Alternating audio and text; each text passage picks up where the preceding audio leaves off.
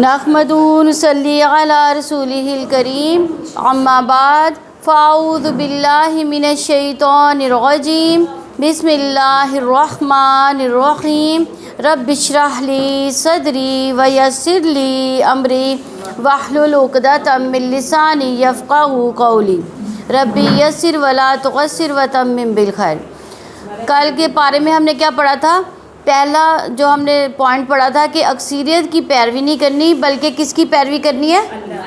قرآن و سنت کی پیروی کرنی ہے، تاکہ جو ہے ہمیں اس کے جو ہے اس سے اللہ تعالیٰ ہمیں یعنی نجات دے زندگی میں جو بھی تکالیف ہیں۔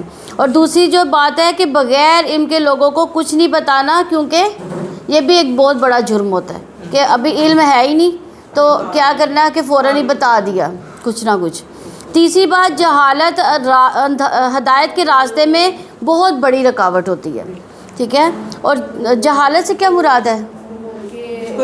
جس کو علم ہی نہ ہو، یعنی وہ جس کو علم نہیں ہے، قرآن و حدیث کا علم ہی نہیں ہے تو وہ کیا ہے؟ وہ اس کو جاہل ہے نا وہ۔ چوتھی بات کہ عبادت کے وقت لباس کا خصوصی اہتمام کرنا چاہیے۔ پانچویں، رمضان کے راتوں میں عبادت تب فائدہ دے گی جب لباس کی شرائط پوری ہوں گی، اور یہ شرائط کیسے پوری ہوں گی؟ جب ہمیں پتہ ہوگا ان شرائط کا۔ اور چھٹی بات کہ مسلمان خاتون کا نماز میں لباس ہم سب کو پتہ ہونا چاہیے، تاکہ یہ ہمارے جو اگر بال نظر آ رہے ہیں یا گردن نہ نظر آئے، نہ ناک نظر آئے، نہ کان نظر آئے، ناک تو نظر آئے گی، بازو نظر نہ آئے، اور تنگ شلواریں جیسے ٹخنے جو ہے وہ نظر آ رہے ہوں، تو رکوع میں جب جاتے ہیں تو ٹخنے جو ہیں وہ وہاں بالکل وہ ننگے ہو جاتے ہیں، تو پنڈلیوں تک جو ہے وہ ننگی نہیں ہونی چاہیے۔ بعض آج کل دیکھیں تو ٹروزر پہنتے ہیں تو اوپر تک جو ہے کافی اونچی جو ہے وہ ٹروزر ہوتی ہے، تو وہ جو ہے وہ بالکل اسلام میں منع ہے۔ تو عورت کی عبادت کی جگہ اس کے گھر ہی مصلی ہے، ٹھیک ہے؟ تو اس لیے اس وقت مناسب مہذب لباس پہن کر اللہ سبحانہ و تعالیٰ کے حضور پیش ہونا چاہیے۔ تو آٹھویں بات کہ حلال اور حرام کے بارے میں صحیح علم اور مکمل معلومات ہونی چاہیے تاکہ ہم حرام سے بچ سکیں۔ نویں بات کہ فرقہ واریت سے بچنا چاہیے۔ دسویں بات کہ افضل عمل کیا ہے؟ پانی پلانا۔ میں نے یہ بتایا تھا کہ افضل عمل پانی پلانا ہے۔ گیارہویں بات، قرآن ایک بابرکت اور ہدایت دینے والی کتاب ہے جس سے ہر طرح کی برکتیں حاصل ہوتی ہیں۔ تو بارہویں بات کہ اپنے اچھے خاتمے کے لیے کیا کرنا چاہیے؟ دعا کرنی چاہیے اپنے لیے، کیونکہ شیطان نے ٹھان رکھی کہ وہ آخری دم تک جو ہے انسان کو بہکا کرے گا۔ اور 13ویں بات کہ نیکیوں کے منصوبے، ارادے، خواہش کرتے رہنا چاہیے کہ اللہ تعالیٰ مجھ سے یہ کام کروا لے، کیونکہ کام کرنے کی استطاعت ہم میں نہیں ہے، لیکن اللہ تعالیٰ چاہے تو ہم کام کر سکتے ہیں۔ تو اس لیے اللہ تعالیٰ سے دعا کرنی چاہیے اور نیکی کرنے کے شوق بھی رکھنا چاہیے، کیونکہ اگر ہم دل میں ارادہ کرتے ہیں تو ہم اگر صرف نیکی کا ارادہ ہی کرتے ہیں تو میں نے کیا بتایا تھا تو کیا ہوتا ہے؟ نہیں، ارادے پہ ایک نیکی ہے، اور ہم اگر ارادہ ہی باندھ لیں گے تو اللہ تعالیٰ اس نیکی کا ثواب ضرور ہمیں دے گا۔ تو قرآن مجید نور ہے۔ یا ایھا الناس قد جاءکم برہان من ربکم وانزلنا الیکم نورا مبینا۔ لوگوں، تمہارے رب کی طرف سے تمہارے پاس دلیل روشن آ گئی، اور ہم نے تمہاری طرف ایسی روشنی بھیج دی جو تمہیں صاف صاف راستہ دکھانے والی ہے۔ یعنی نور، روشنی کیا دکھاتی ہے؟ اندھیروں میں راہ دکھاتی ہے۔ یہ زندگی اندھیروں سے بھری ہوئی ہے، جہالت کے، لا علمی کے۔ ان میں جب قرآن کا نور آتا ہے تو صحیح جو ہے اور غلط کا پتہ چل جاتا ہے، یعنی صحیح راستہ کون سا ہے، غلط راستہ کون سا ہے۔ تو صحیح راستہ معلوم کس سے ہوتا ہے؟ قرآن سے۔ تو زید بن ارقم رضی اللہ عنہ سے مروی ہے کہ رسول اللہ صلی اللہ علیہ وآلہ وسلم نے فرمایا، آگاہ رہو اے لوگو، میں ایک انسان ہوں، قریب ہے کہ میرے رب کا بھیجا ہوا میرے پاس آئے تو میں اسے قبول کر لوں، اور میں تم میں دو بھاری چیزیں چھوڑے جا رہا ہوں۔ ان میں پہلی اللہ کی کتاب ہے جس میں ہدایت اور نور ہے، اور تم اللہ تعالیٰ کی کتاب کو پکڑے رکھو۔ اب یہ نہیں کہ صرف رمضان میں پکڑے رکھنا ہے، اور اس کے ساتھ مضبوطی سے جڑنا بھی ہے، اسے اپنی زندگی کا حصہ بنانا ہے۔ اور آپ صلی اللہ علیہ وآلہ وسلم نے اللہ کی کتاب پر بہت زور دیا اور اس کی خوب رغبت دلائی، لیکن ہم قرآن کو کیسے پکڑتے ہیں؟ اس کو یعنی یوں تیزی یوں دوڑاتے ہیں ہم، انگلی یوں ہماری چل رہی ہوتی ہے، یعنی انگلی نہیں چلانی، اس کو سمجھنا ہے۔ اور پھر آپ صلی اللہ علیہ وآلہ وسلم نے فرمایا دوسری چیز میرے اہل بیت ہیں، میں تم لوگوں کو اہل بیت کے بارے میں اللہ کی یاد دلاتا ہوں، میں تم لوگوں کو اپنے اہل بیت کے بارے میں اللہ کی یاد دلاتا ہوں، میں تم لوگوں کو اپنے اہل بیت کے بارے میں اللہ کی یاد دلاتا ہوں، یعنی ان کے ساتھ احسان کا رویہ اختیار کرو۔ تو ہمارے لیے لازم ہے کہ ہم زندگی کے اس سفر میں رسول اللہ صلی اللہ علیہ وآلہ وسلم کے ارشادات کو یاد رکھیں۔ 9واں پارہ، قال الملأ الذين استكبروا من قومه لنخرجنك يا شعيب والذين آمنوا معك من قريتنا أو لتعودن في ملتنا قال أولو كنا كارهين۔ اس کی قوم میں سے ان سرداروں نے کہا جنہوں نے تکبر کیا ہے، شعیب ہم تجھے اور ان لوگوں کو جو تمہارے ساتھ ایمان لائے ہیں ضرور بضرور اپنی بستی سے نکال دیں گے، یا تم ضرور بضرور ہمارے دین میں واپس پلٹ آؤ گے۔ شعیب نے کہا اور کیا اگرچہ ہم ناپسند کرنے والے ہوں، یعنی ہر نبی کی مخالفت اس قوم کے خوشحال طبقے نہیں کی ہے۔ تو اس کی وجہ کیا ہے کہ اس کی وجہ یہ ہے کہ وہ خود کو بڑا سمجھتے تھے، وہ یہ سمجھتے تھے کہ اگر نبوت آنی بھی تھی تو اس کے حقدار ہم زیادہ تھے۔ کیوں؟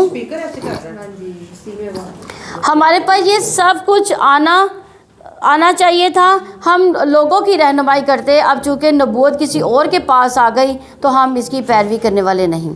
تو متکبر لوگوں کا طریقہ کار ایک ہی جیسا ہوتا ہے، وہ ناحق طریقے سے جھگڑا اور بحث کرتے ہیں، اور اگر اس پر بے بس ہو جاتے ہیں تو دھمکیوں پر اتر آتے ہیں۔ تو یہاں وہ متکبر جو ہیں وہ دھمکیاں دے رہے ہیں کہ ہم تمہیں اپنی قوم اور ملک سے نکال دیں گے، اور جو تمہارے اوپر ایمان لے کر آئے ان کو بھی نکال دیں گے، یا پھر لازماً تمہیں ہماری ملت میں واپس آنا ہوگا، یہ ہمارے طریقوں کو فالو کرنا ہوگا۔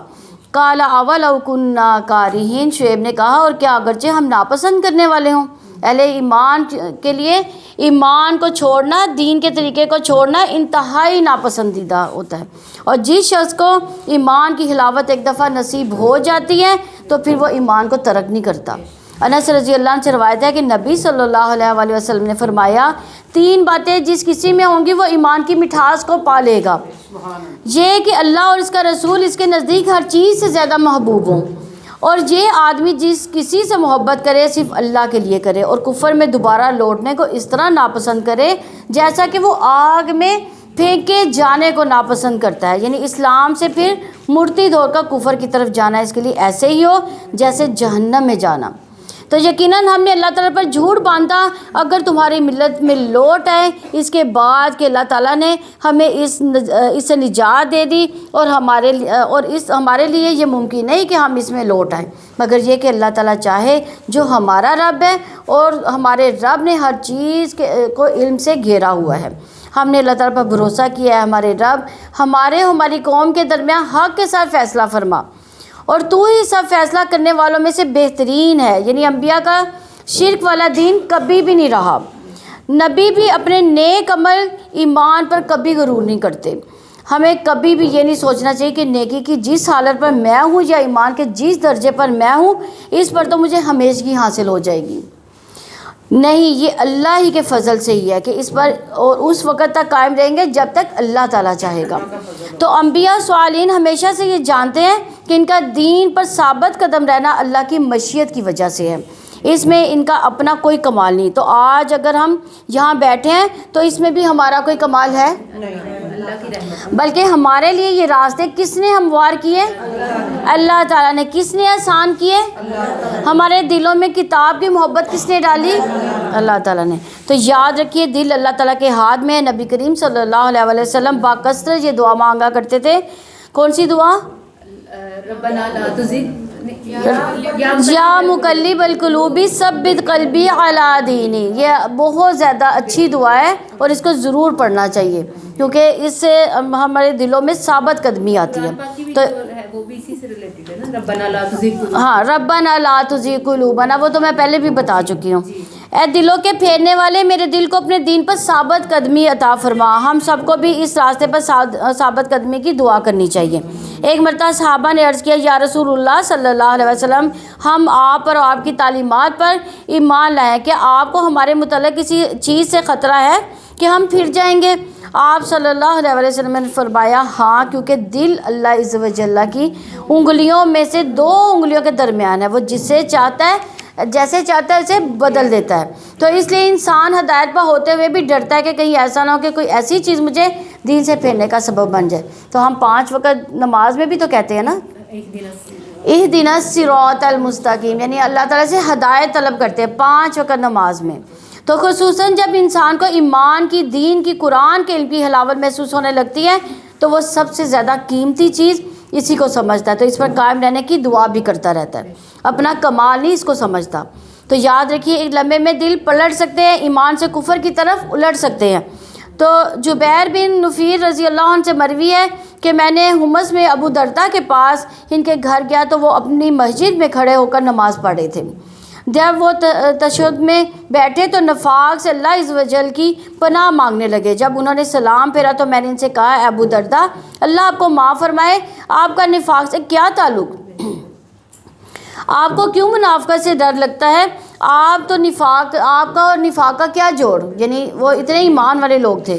انہوں نے 3 دفعہ کہا، اللہم اغفر، کہ اللہ تو معاف کر دینا. اللہ کی قسم، ایک آدمی ایک گھڑی میں ہی ایک فتنے میں ڈال دیا جاتا ہے اور وہ اپنے دین سے ہی پھر جاتا ہے. یعنی بعض کا شیطان کوئی ایسا وسوسہ ڈال دیتا ہے کہ انسان کہیں سے کہیں پہنچ جاتا ہے. تو اس لیے بہت ضروری ہے کہ انسان اللہ تعالیٰ سے استقامت مانگتا رہے. اور اس کی قوم میں سے جن سرداروں نے کفر کیا تھا انہوں نے کہا، یقیناً اگر تم شعیب کے پیچھے چلو گے تب یقیناً تم ضرور خسارہ اٹھانے والوں میں سے ہو جاؤ گے. چنانچہ ان کو ایک زلزلے نے پکڑ لیا، پھر انہوں نے اس حال میں صبح کی کہ وہ اپنے گھروں میں گھٹنوں کے بل گرے ہوئے تھے. یعنی انہوں نے شعیب کو ڈرایا تھا اور ان کو شہر سے باہر نکالنے کا پروگرام بنایا تھا ان کو. تو اللہ سبحانہ تعالیٰ نے ان پر زلزلہ بھیج کر ان کو پکڑ لیا. جن لوگوں نے شعیب کو جھٹلایا وہ اس میں رہے ہی نہ تھے. وہ لوگ جنہوں نے شعیب کو جھٹلایا وہی خسارہ اٹھانے والے تھے. سو شعیب ان سے واپس لوٹا اور کہا، اے میری قوم، بلا شبہ یقیناً میں نے تمہیں اپنے رب کے پیغامات پہنچا دیے اور میں نے تمہاری خیر خواہی کی، تو میں انکار کرنے والے لوگوں سے کیسے افسوس کروں. اور ہم نے کسی بستی میں کوئی نبی نہیں بھیجا مگر ہم نے اس کے رہنے والوں کو تنگی اور تکلیف کے ساتھ پکڑ لیا تاکہ وہ گر گرائیں. یعنی خوشحالی بدحالی دونوں ہی امتحان کے 2 پرچے ہوتے ہیں. تکلیف میں تو انسان سمجھتا ہے کہ میرے اوپر کوئی امتحان اور آزمائش ہے، شاید اللہ کی کوئی ناراضگی ہے، اس وجہ سے میرے حالات نہیں بدلتے. لیکن جب خوشحالی آتی ہے، نعمتیں وافر مقدار میں ہوتی ہے، تو انسان سب کچھ بھول جاتا ہے. کیا سمجھتا ہے؟ ہاں، وہ بھول جاتا ہے اور یہ خیال کرتا ہے کہ یہ میرا رب مجھ سے بہت راضی ہے. یعنی بہت زیادہ بھی اگر اللہ تعالیٰ نے دیا ہے تو وہ بھی انسان کے لیے آزمائش ہے.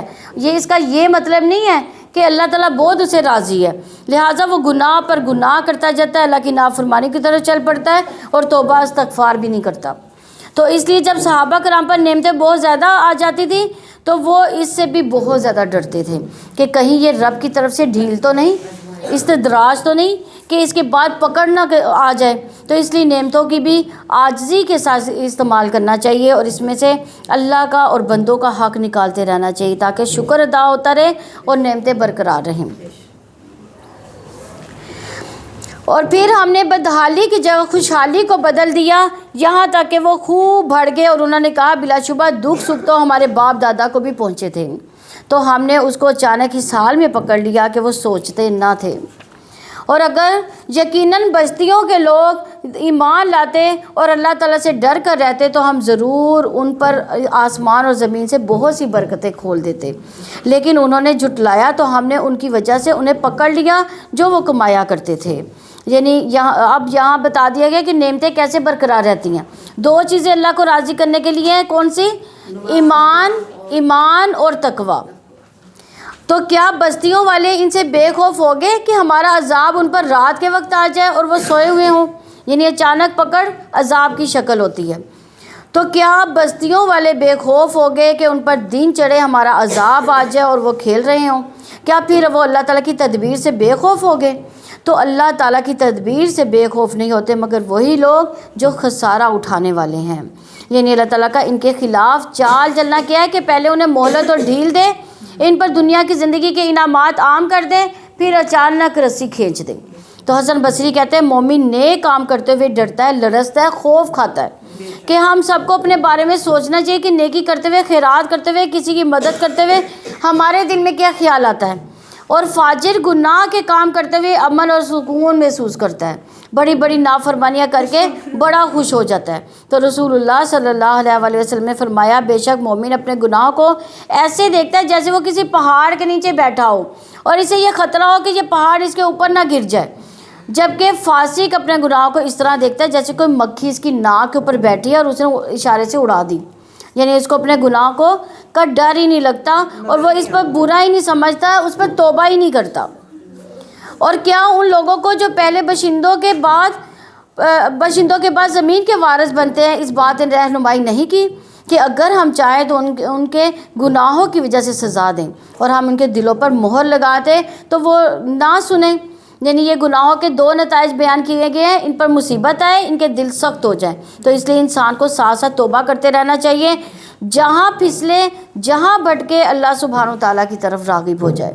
یہ بستیاں ہیں جن کے کچھ حالات ہم آپ سے بیان کر رہے ہیں، اور بلا شبہ یقیناً ان کے رسول ان کے پاس واضح دلائل لے کر آئے تو وہ ایسے نہیں تھے کہ وہ اس پر ایمان لاتے جس کو انہوں نے اس سے پہلے جھٹلا دیا تھا۔ اس طرح اللہ تعالیٰ کافروں کے دلوں پر مہر لگا دیتا ہے، اور ہم نے ان میں سے اکثر کے لیے کوئی عہد نہیں پایا، اور بلا شبہ ہم نے ان میں سے اکثر کو نافرمان ہی پایا۔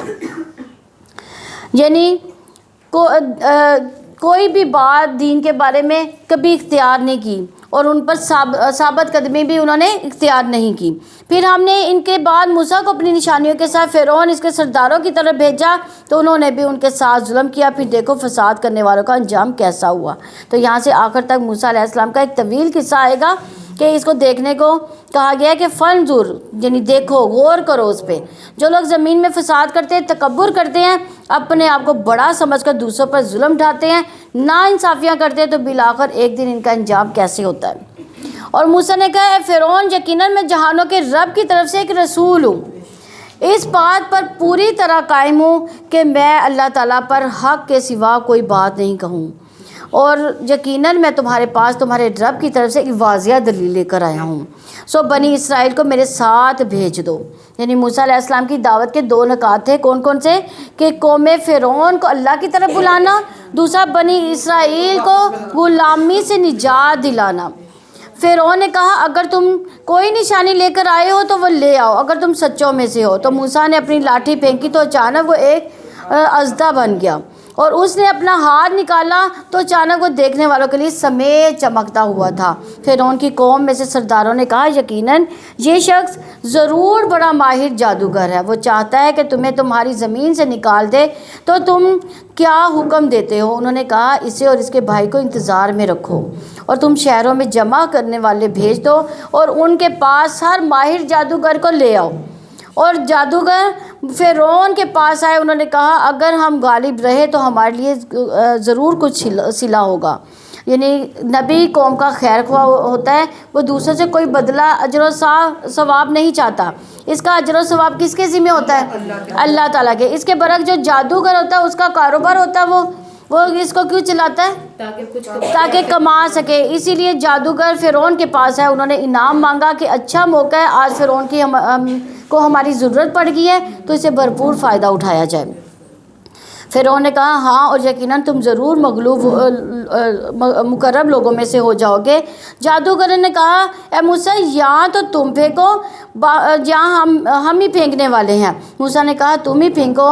پھر جب انہوں نے پھینکا تو لوگوں کی آنکھوں پر جادو کر دیا اور انہوں نے دہشت زدہ کر دیا، اور وہ بہت بڑا جادو لے کر آئے تھے۔ یعنی یہاں پر موسیٰ علیہ السلام نے جادوگروں کو پہل کرنے کا موقع دیا۔ اس کی کیا حکمت ہے؟ اصل بات تو اللہ سبحانہ و تعالیٰ ہی بہتر جانتا ہے، لیکن موسیٰ علیہ السلام دیکھنا چاہتے تھے کہ جادوگر زیادہ سے زیادہ کیا کرتے ہیں، ان کی کارکردگی پر غور کرنا چاہتے تھے، اور یہ بھی کہ جب یہ اپنی چالاکیوں سے فارغ ہو جائیں تو موسیٰ علیہ السلام ان پر حملہ آور ہو جائیں گے۔ تو ویسے بھی جب حق آخر میں آئے گا تو دلوں پر اثر انداز بھی ہوگا۔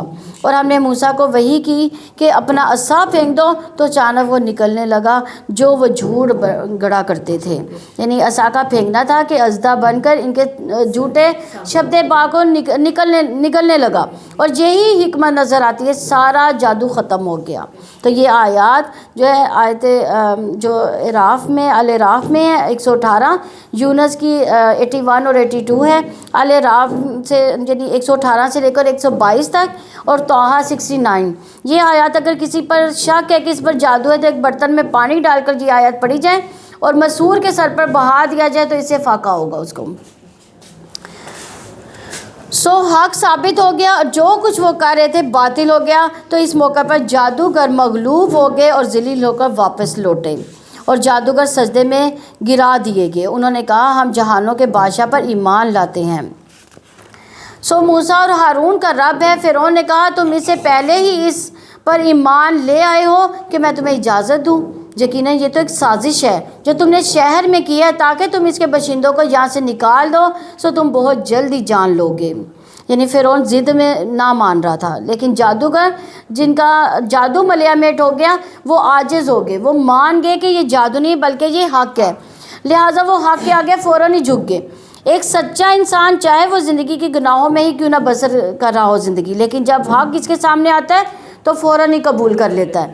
اس کے برعکس جو دوسرا انسان ہے وہ اکڑتا ہے اور وہ شیطان کی روش اختیار کرتا ہے، اور آدم کی طرح اس نے اپنی غلطی کا، جو سچا انسان ہے وہ آدم علیہ السلام کی طرح اپنی غلطی کا اعتراف کر لیتا ہے۔ میں ضرور تمہارے ہاتھ پاؤں مخالف سمت سے کاٹ دوں گا، پھر تم سب کو ضرور سولی دوں گا۔ یعنی اگر ہاتھ اور پاؤں ایک سمت سے کاٹ دیے جائے تو کیا ہوتا ہے؟ موت واقعہ ہو جاتی ہے۔ انہوں نے کہا یقیناً ہم اپنے رب کی طرف ہی لوٹنے والے ہیں، اور تم کسی اور بات کا ہم سے انتقام نہیں لیتے مگر یہ کہ جب ہمارے رب کی آیات ہمارے سامنے آئی تو ہم ان پر ایمان لے آئے۔ اے ہمارے رب ہم پر صبر انڈیل دے اور ہمیں اس حالت میں وفات دینا کہ فرما بردار ہوں۔ یعنی جادوگر صبر سے مقابلہ کرنا چاہ رہے تھے، کیونکہ فرعون کی دھمکی معمولی دھمکی نہیں تھی۔ اپنے آپ کو اس جگہ رکھ کر سوچیے کہ کوئی اس طرح کی دھمکی دے تو کیا خوف سے کیا حال ہوگا انسان کا۔ تو سیکھنے کی بات ہے کہ بڑے بڑے گھبراہٹ دینے والے موقع پر بھی انسان کو ہمت نہیں ہارنی چاہیے بلکہ اللہ تعالیٰ کی طرف رجوع کرنا چاہیے۔ افراغ کہتے ہیں برتن میں جو کچھ ہے سب کچھ انڈیل دے، یعنی ہمارے دل پر صبر جو ہے لبریز ہو جائے، صبر اس پر انڈیل دے۔ توفنا مسلمین، پھر انہوں نے اسلام پر فوت ہونے کی بھی دعا مانگی، کیونکہ اب زندگی میں کوئی رغبت نہیں رہی، انہیں فرعون کی دھمکی کی کوئی پرواہ نہیں تھی، تو ان کا مقصد کیا تھا؟ آخر میں نجات ہمیں مل جائے، جو کچھ اللہ کے پاس ہے اسے حاصل کرنے میں وہ کامیاب ہو جائیں۔ ان باتوں سے فرعون اور ذلیل ہو گیا اور اس کی دھمکیاں بیکار ہو گئیں۔ پیچھے جو بات ہوئی تھی کہ لمحوں میں دل پلٹ جاتے ہیں، یہ اس عمل کی جو ہے وہ مثال ہے۔ میں نے ابھی بتایا تھا نا کہ منٹوں میں دل پلٹ جاتا ہے، تو جادوگروں کے دل لمحے میں پلٹ گئے۔ جب دیکھا کہ عصا ان کا سارا جادو نکل گیا ہے تو ضد میں نہیں آئے بلکہ ہار مان گئے اور حق کو دیکھتے ہی فوراً قبول کر لیا، دل پلٹ گئے، ایمان کی طرف آ گئے۔ جب ایمان آیا تو اس کی روشنی سے سب سے بڑی فکر انہیں اپنی آخرت کی فکر ہوئی، اور فرعون کی دھمکیوں کی بھی انہوں نے پرواہ نہیں کی، اس کے مقابلے میں صبر اللہ تعالیٰ سے مانگ لیا۔ اصل ایمان اس شخص کا سچا ہوتا ہے جس کو اپنی آخرت کی فکر ہوتی ہے کہ میرے کام کا انجام وہاں کیا ہوگا، آگے کیا بنے گا جو ہمیشہ کی زندگی ہے۔ تو یاد رکھے کوئی مشکل چھوٹی ہو یا بڑی، سب سے پہلے ہمارے دل میں اللہ تعالیٰ کا خیال آنا چاہیے، اس سے دعا کرنی چاہیے، مشکل کا مقابلہ کرنے کے لیے اللہ تعالیٰ سے مدد مانگنی چاہیے، جیسے کہ سورہ بقرہ میں 45 نمبر آیت ہے، وَاسْتَعِينُوا بِالصَّبْرِ وَالصَّلَاةِ وَإِنَّهَا لَكَبِيرَةٌ إِلَّا عَلَى الْخَاشِعِينَ۔ تو نماز اللہ تعالیٰ سے دعا مانگنے کا بہترین طریقہ ہے۔ کسی نے بتایا کہ جب ان کی والدہ وفات پا گئی تو ان کو پہلی نظر میں انہوں نے فوت ہوتے دیکھا تو ان کا دل بیٹھ گیا، لیکن اس وقت ان کے دل میں فوراً ہی یہ آیات آئیں، وَاسْتَعِینُوا بِالصَّبْرِ وَالصَّلَاةِ، تو پہلا کام انہوں نے یہی کیا کہ نماز پڑھی۔ یقین کریں نماز سے پہلے انہوں نے کہا کہ میرے حالات اور تھے، اور نماز پڑھنے کے بعد میرے دل ہی بدل گیا، دل ٹھہر گیا، سکون طاری ہو گیا، اور اس کے بعد ان کے سارے مرحلے جو تھے وہ آسان ہو گئے۔ یہ نہیں کہ آنکھوں میں آنسو نہیں آتے، لیکن بے قراری کی کیفیت پھر چلی جاتی ہے۔ کسی کی وفات ہو، چوری ہو، نقصان ہو، کچھ بھی ہو، اللہ سبحانہ تعالیٰ کی طرف رغبت ہونی چاہیے۔ حالات تو نہیں بدلتے لیکن دل بدل جاتا ہے۔ باہر تو وقت کے ساتھ ہی تبدیلی آئے گی، لیکن اندر کی تبدیلی انسان کو مضبوط اور پرسکون کر دیتی ہے۔ جب آپ پرسکون ہوتے ہیں تو سارے فیصلے ہوش و حواس میں ہونا شروع ہو جاتے ہیں، ورنہ عموماً انسان ایسے موقع پر جذباتی ہو کر ایک دوسرے سے لڑنا جھگڑنا بھی شروع کر دیتا ہے، اور جو ہے چھوٹی چھوٹی باتوں پر چیخنا چلانا بھی شروع کر دیتا ہے، تو جو کہ اللہ تعالیٰ کو ناراض کرنے والی بات ہے۔ تو ہر غم، ہر دکھ، ہر تکلیف کے موقع پر اللہ تعالیٰ سے مدد مانگو، نماز پڑھو، صبر کرو، اور صبر کی دعا بھی کرو، کیونکہ دل کی بے قراری صبر کرنے کے بعد درست ہو سکتی ہے۔ اور قوم فرعون کے سرداروں نے کہا کیا تو موسیٰ اور اس کی قوم کو یوں ہی چھوڑ دے گا کہ وہ زمین میں فساد پھیلائیں اور تجھے اور تیرے معبودوں کو چھوڑ دے؟ فرعون نے کہا عن قریب ہم ان کے بیٹوں کو بری طرح قتل کریں گے، ان کی عورتوں کو زندہ رکھیں گے، اور ہم ان پر یقیناً قابو رکھنے والے ہیں۔ موسیٰ نے اپنی قوم سے کہا تم اللہ تعالیٰ سے مدد مانگو اور صبر کرو، یقیناً زمین اللہ تعالیٰ کی ہے، وہ اپنے بندوں میں سے جس سے چاہتا ہے اس کا وارث بنا دیتا ہے، اور اچھا انجام متقیوں کے لیے ہی ہے۔ یہ مشکل تو ٹل جائے گی، پھر خوشحالی آئے گی، تو اس کے ساتھ بھی ایک آزمائش ساتھ آئے گی تاکہ دیکھا جائے کہ تم کرتے کیا ہو۔ اللہ تعالیٰ ہم سے ہر حال میں یہ دیکھتے ہیں کہ ہم کرتے کیا ہے، خوشی کے موقع پر کیا کرتے ہیں، غم کے موقع پر کیا کرتے ہیں۔ جب کوئی ہمارے ساتھ اچھا سلوک کرتا ہے تو ہم کیا کرتے ہیں، جب کوئی برا سلوک کرتا ہے تو تب ہم کیا کرتے ہیں، وہ ہر وقت دیکھ رہا ہے اور ہم کیا کر رہے ہیں۔ ہم سب کو اپنے عمل کی فکر ہونی چاہیے کہ مختلف حالات میں ہمارے ریئیکشن کیا ہوتے ہیں، یہی ہمارا عمل ہوتا ہے اور اسی پر ہماری جزا اور سزا لکھی جاتی ہے۔ موسیٰ کی قوم نے کہا ہم تمہارے آنے سے پہلے بھی ستائے گئے ہیں، تمہارے آنے کے بعد بھی۔ موسیٰ نے کہا قریب ہے کہ تمہارا رب تمہارے دشمن کو ہلاک کر دے اور تمہیں زمین میں جانشین بنا دے، پھر وہ دیکھے کہ تم کیسے عمل کرتے ہو۔ اور بلا شبہ ہم نے آل فرعون کو قحط سالی پیداوار کی کمی میں پکڑا تاکہ وہ نصیحت قبول کرے۔ یعنی ویسے اللہ کا بڑا کرم ہے کہ ایسے لوگوں کو برداشت کرنا، تو یعنی ہمارے پاس طاقت ہو تو ہم ایک لمحے ایسے لوگوں کو نیست و نابود کر دیں جو ہمیں کوئی بھی ایسی بات کہیں، تو واقعی اللہ تعالیٰ صبور ہے، انتہا درجے کا صبر رکھنے والا ہے، الحلیم ہے، بے حد برداشت کرنے والا، بڑا بردبار۔ اب قوم فرعون کا ایک اور امتحان ہوا، قحط سالی، خشک سالی، یعنی پیداوار اور آسمانی آفتوں سے ہلاک ہو جاتی، فصلیں ماری جاتی، یا پھر جو اگتا نہیں، اور سختیاں، تکلیفیں، آزمائشیں انسان کا دل نرم کرتی ہیں، تو انسان کے اندر جھکاؤ آتا ہے اللہ تعالیٰ کے پاس، جو کچھ اجر و ثواب ہے سختی کے وقت دل ان کی طرف راغب ہو جاتا ہے۔ تو جب دنیا والے دل توڑتے ہیں تو پھر انسان اللہ تعالیٰ کی طرف راغب ہوتا ہے۔ جب دنیا اسے چھن جاتی ہے تو انسان جنت کی نعمتوں کو یاد کرتا ہے، اور اگر دنیا ہی جنت بن جائے تو اصل جنت بھول جاتا ہے انسان۔ تو جب ان پر خوشحالی آتی تو وہ کہتے ہیں یہ ہمارے ہی لیے، اور اگر ان کو تکلیف پہنچتی ہے تو موسیٰ اس کی نحوست ٹھہراتے ہیں جو اس کے ساتھ تھے۔ سن لو، یقیناً ان کی نحوست اللہ تعالیٰ کے پاس ہے، لیکن ان کے اکثر لوگ نہیں جانتے۔ یعنی یاد رکھیے، نعمت ملنے کو کبھی اپنا کمال نہیں سمجھنا چاہیے، سمجھیں، یعنی ان کو امتحان ہی سمجھنا چاہیے۔ انسان کبھی یہ نہ کہے کہ مجھے یہ چیز ان کی بنا پر ملی ہے، یہ چیز مجھے طاقت کی بنا پر ملی ہے، فلاں قابلیت یا ذہانت کی وجہ سے ملی ہے۔ اکثر یہ ہوتا ہے کہ جب کوئی کامیابی ملتی ہے تو بھول جاتے ہیں کہ خود کریڈٹ لینے کی کوشش کرتے ہیں۔ ایک پروجیکٹ جو سانجھا ہوتا ہے، اس میں کامیابی ملے تو کوئی کہتا ہے کہ میں نے یہ کیا، وہ فلاں کہتا ہے یہ میں نے کیا، یہ میں نے کیا، یعنی ہر اپنی خوبی بیان کرنے لگ جاتا ہے۔ تو ہمارے منہ سے کیا الفاظ نکلنا چاہیے؟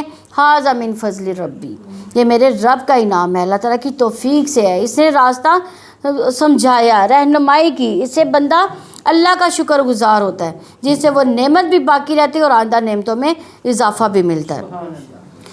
اور انہوں نے کہا کہ تم ہمارے پاس خواہ کوئی بھی نشانی لے آؤ تاکہ تم ہم پر اس کے ساتھ جادو کرو تو ہم تمہارے لیے ایمان لانے والے نہیں ہیں۔ یعنی انہوں نے کہا کہ ہم تو ماننے والے نہیں، اس کے برعکس انسان کو یہ کہنا چاہیے کہ ہاں اگر کوئی دلیل ہوئی تو میں ضرور مان لوں گا۔ پھر ہم نے اس پر طوفان بھیجا، ٹڈیاں، جوئیں، مینڈک، خون، جو الگ الگ نشانیاں تھیں، پھر بھی انہوں نے تکبر ہی کیا اور وہ مجرم لوگ تھے۔ یعنی طوفان عذاب ہوتے ہیں، گھر تباہ ہو جاتے ہیں، فصلیں تباہ ہو جاتی ہیں، ٹڈی دل فصلوں کو تباہ کر دیتی ہے، جوئیں انسان کی نیند حرام کر دیتی ہیں، نفرت انگیز چیز ہے اور انسان کی نیند جو ہے وہ اس کا سکون خراب کر دیتی ہیں، گندگی کا سمبل بھی ہیں۔ تو مینڈک کھانوں میں، اس کے گھروں میں، اس کے بستروں میں ہر جگہ اچھلتے پھرتے تھے۔ خون کا عذاب کیسا تھا کہ ان کے پانی میں خون مل جاتا تھا، ان کی نکسیر جو تھی وہ بیماری لاحق ہو جاتی تھی ان کو، اور ہر وقت ناک سے خون ہی بہتا رہتا تھا۔ تو مختلف عذاب وقتاً فوقتاً ان کے پاس آئے، پھر بھی وہ کیسے سخت لوگ تھے کہ ان کو کسی مصیبت نے جھکنے نہیں دیا۔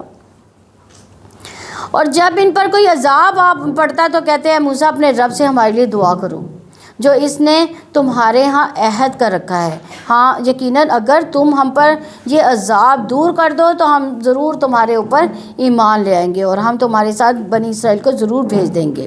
یعنی بنی اسرائیلی جو ہے اور فرعونی دونوں موسیٰ علیہ السلام سے دعا کرنے کو کہتے تھے، خود دعا نہیں کرتے تھے۔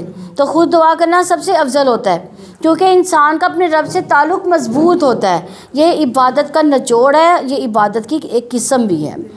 پھر جب ہم ان سے ایک وقت عذاب کو دور کر دیتے جس کو وہ پہنچنے والے ہی تھے تو اچانک وہ عہد کو توڑ دیتے۔ چنانچہ ہم نے ان سے انتقام لیا، بس ہم نے انہیں سمندر میں غرق کر دیا، اس وجہ سے کہ بلا شبہ انہوں نے ہماری آیات کو جھٹلایا اور وہ ان سے غافل تھے۔ یعنی فرعونیوں کے ڈوبنے کی وجہ کیا تھی؟ آیات کی تکذیب، آیات کا انکار، غفلت، کسی چیز کو یاد کرنے سے ذہن کا بہک جانا۔